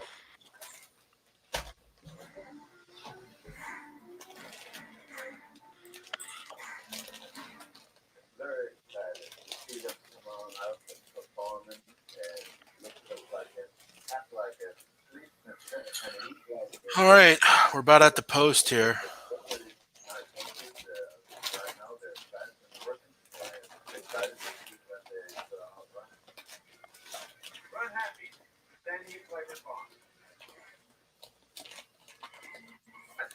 Yo, Spread. What's up? So FanDuel's running these like NBA contests where like they do like matchups of like teams in the past. And they have this one tonight. Like FanDuel actually asked this question. Who wins this matchup? The 2000, 2001 Sixers or the 86-87 Lakers? I love that Sixers team. That was one of my favorite teams. But I mean, come on. Yeah. I mean, that Sixers team was like what team I grew up on. But like, I mean, Johnson, Magic Johnson, Byron Scott, James Worthy, AC Green, Kareem. Come on, man. Coming up next is the 8th race. This race to be conducted on the turf course at a mile. Non-winners of 2 for lifetime. These horses in for the claiming price of $16,000 to $14,000. I actually thought this was one of the toughest races of the afternoon from a handicapping standpoint. So if you were betting late pick 5, pick 4, pick 6, whatever multi-race that you were looking at, I really did think that you needed some coverage in this leg of the sequence. We're up to number 6, Cassidy Smile for Joe Orsino. This filly coming in off of a freshening. She does need to wake up, though. She's been a little bit disappointing recently. The 7, Karenina going by, and then there's the 8-2. Can I get a 70-1 shot right now in the second leg? At 7-1. I thought she needed her race off of the long layoff last time out and could take a big step forward here today. The number 9 Elite Appeal at 5-2 is your co-favorite with the 1, and then finally. Hey Jay, I'm gonna go grab some lunch real quick. How long you guys be on for? Not that much longer. Oh, okay, cool. Well, I'll probably just hit you guys up later tonight then see what's going on. All right. All right, cool. Have a good one, man. Tell Jeff I said later. You look at her last All right, buddy. And All right. again, she faced much tougher competition. That was a starter allowance, and she was 88-1 in that event. But if you go to her race 2 starts back, she actually faced a decent group. That was at the $30,000 level. Today she's at the $16,000 level, so pretty much cut in half. And she showed speed and was just eating a little over 2 lengths against a tough group. So if she could make the lead today, I think she could maybe pull off a victory. That's why I said. All right, boys. You know what I'm hoping for right now? Race. The reason why I like the 8 much more. I'm hoping this filly because for the 2 or the 4 to win this race. Because Louis Saez already has 3 Don't winners judge already me. started. Here's a look Don't at you the fucking judge number me. 9 Elite Appeal, your 5-2 favorite right now, or co-favorite, I should say, with the 1 Just Saying. Again, the reason why I like the 8 much more. She was coming in off of a long layoff last time out. She actually had a little bit of trouble going into the first turn, and then she just kind of maintained from there. But she stayed at the same level. Now is her second race off the layoff. I think she very well could show a bit more speed here today. It's Danny Gargan. It's Louis Saez. Connections that win frequently at the meet. And just as I'm describing her, she goes down to 9-2. So there you go. But I do think that she was a major contender. I have every horse in this race, but I need a price. I have every horse in the last race, too. Play in this race at 15-1. 5-1, I don't know. That is a little bit low, but I did think that she was a legitimate contender in here as well. Yeah, I like the 10. I said that earlier. But, man, they bet her down from 15-1. Her last win was August of last year, and that was obviously breaking her maiden when she was on the lead. She hasn't shown that type of speed recently. The 1-2 favorite won. Everything to go her way. It was a slow pace. Who won race 8? This is race 8. And she just hasn't really been able to close them off of the pace recently. She just kind of plateaus coming down the stretch. So although I do respect her, she's not my pick. Yeah, Sonic, I had that in my pick 5. But I lost Obviously, the betting public is paying attention to the first leg because it was bombs away. First time for Carlos David, who's winning at about 23% of the meet thus far. This mare, though, she's gone against this level of competition.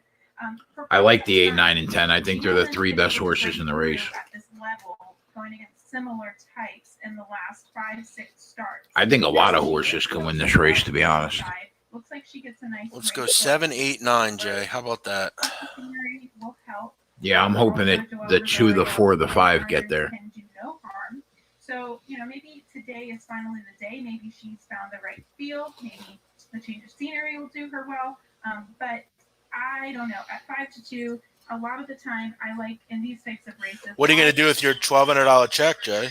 Necessarily been exposed at this level, or have an opportunity. We got to just bet a wild pick 5 at that, right? Whether it's their second start off of a long layoff. I honestly might take like 700 and just put it in my, or I might just take all of it and put it just in a TVG account and just run with it. A lot of the time you get value with those types of horses too. There you go. So we'll see what happens, but as I mentioned, the pace of the race comes to the outside. The only other horse that I think that probably run with the 10 early is the 7 Karenina with Miguel Vasquez. She was horribly placed last time out, but the problem with her is that she too has been one that just has not been able to follow through. Did Spread leave? Her being Yeah, he told me to tell you goodbye. Okay. Yeah, I'm going to jump off after this race myself. For the 1 and the 9. I got to go out and do some exercise here. Karenina, in fact, she's faced easier competition, and she hasn't managed to beat them. She faced $10,000 claiming types today. You going to do anything later? $1,000 level. I don't know. Probably not. She is good you kind of have to wait for the end of the championship season, and these fields get a bit easier as some of these main players start to leave. All right, Jay, I'm gonna jump off here. I'm gonna I'll DM you in a bit. All right, bud. Hopefully we get a nice price here. Keep it going. See you later. All right, bye. Several horses. The thing about those multi-race bets, you have to play favorites to your advantage. I really did think that Blue Buff was a single. All right, boys. I even thought that Grand Motion Root me in. won the first leg of the sequence. It's just me. These are the types of races within those multi-race bets that you want to spread and have coverage in. Betting public, making your favorite just saying on the Not having a great day right now. Left to load. Here's the 8 at Gulfstream. If the 2 or 4 wins this race, bro. These two race on from Rooney, and after a slow getaway, here's Rosa Star moving up. Rosa Star will land second as Corinna is mid-flight. I don't think any of them have a chance, but I'm just saying. Then it's Garoda, and at the back is Cassidy Smile. In the charge around the first turn, the advantage to Too Much War, who leads a length and a half. Rosa Star on the outside, down second, back to third, Elite Appeal.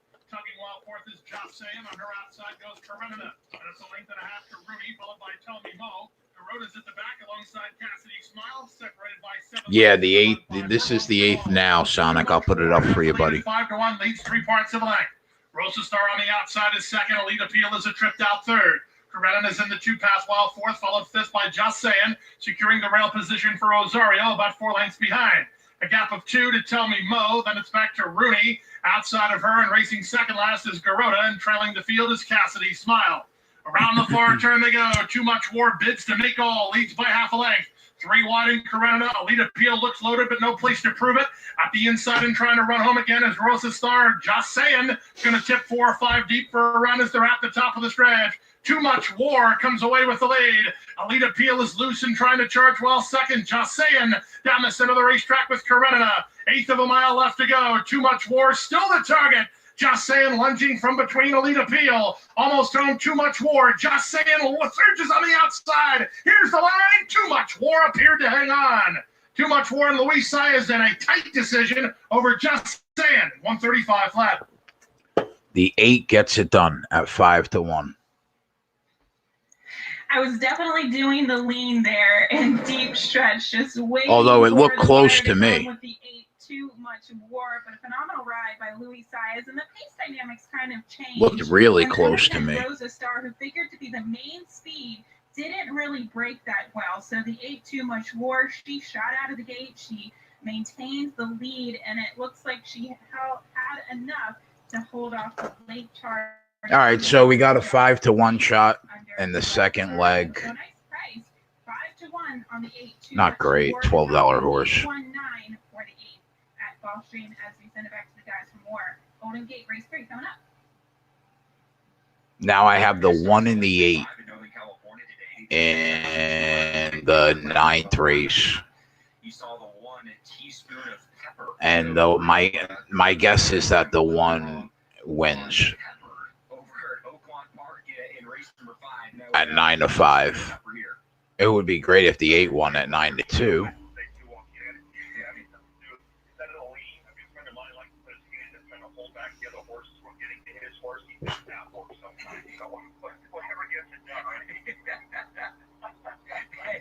Whatever gets him into the winner's circle, man, whatever works. I'm hoping this horse gets in the winner's circle, Kurt. I put the check mark next to the 6-year Emma's a Beast.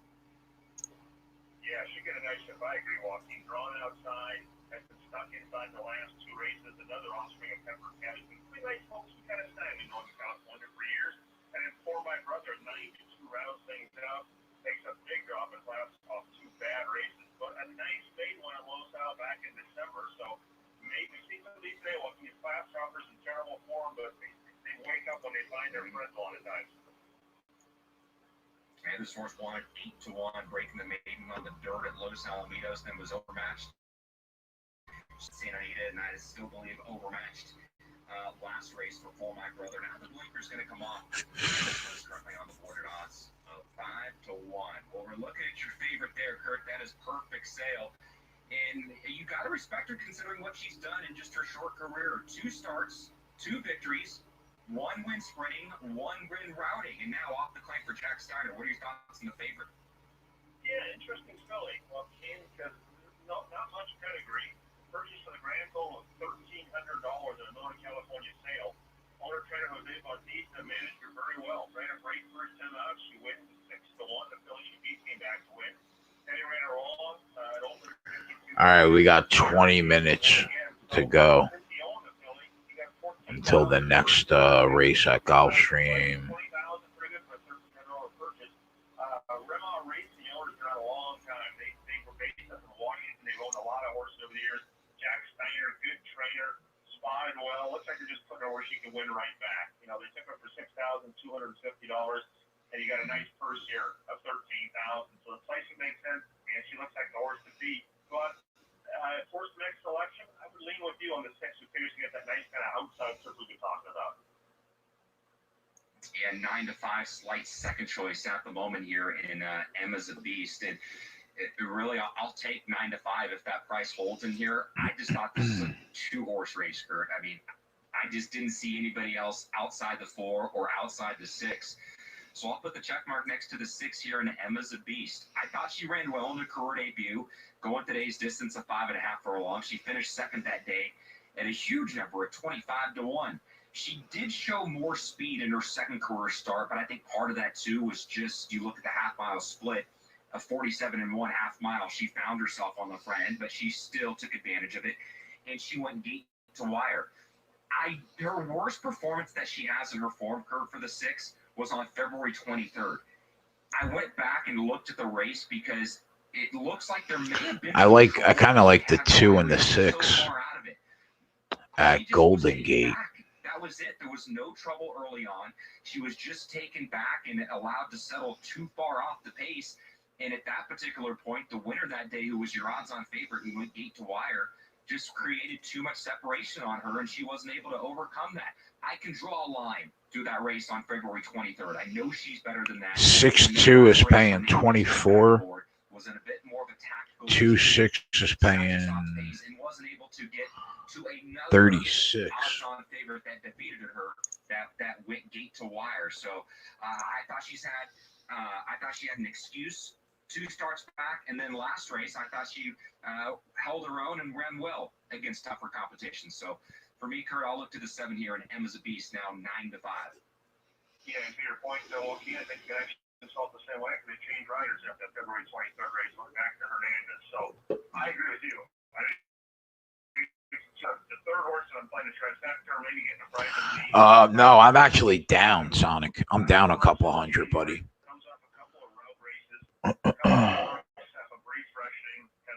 I'm down about 200 with a pick 4 pending.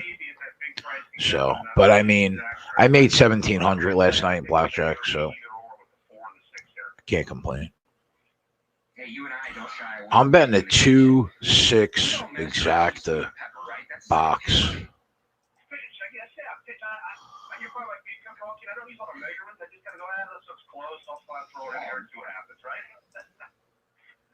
I've never seen anybody in my family use measuring cups or anything like that. Teaspoon, tablespoon. It's just all on feel. You taste it. All right, it needs a little bit more pepper. All right, we'll grind a little bit more pepper in there. Put a little more salt in there. It's just all on feel, right? Maybe what you and I kind of cook like we handicap. It's a lot of feel. It really just kind of, I'm not too stuck. Yeah. Sometimes you get into different feel. You kind of go different ways. So yeah, I kind of see it. I bet a $20 exacta box 2-6, and I threw another $10 on 2-6 straight. 2 for 2. Now on the cutback and distance, she'll load in at even money off the claim for Jack Steiner. Here's Matt Ditterman. Good luck. Post time for the 3rd at Golden Gate.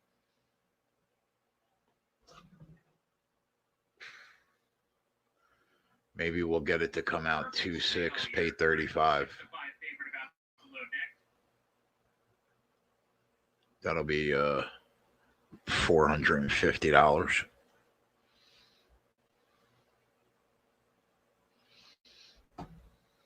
Mamaduka, post 5.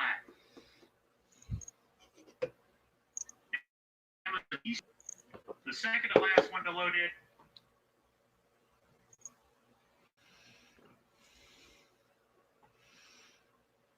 waiting for Emma's Beast. 5.5 furlong. We got to get this 2 out quick.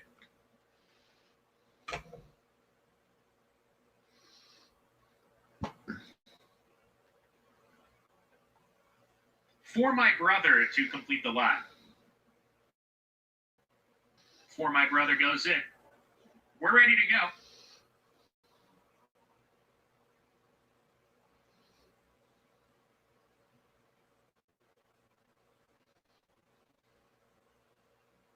And let her up.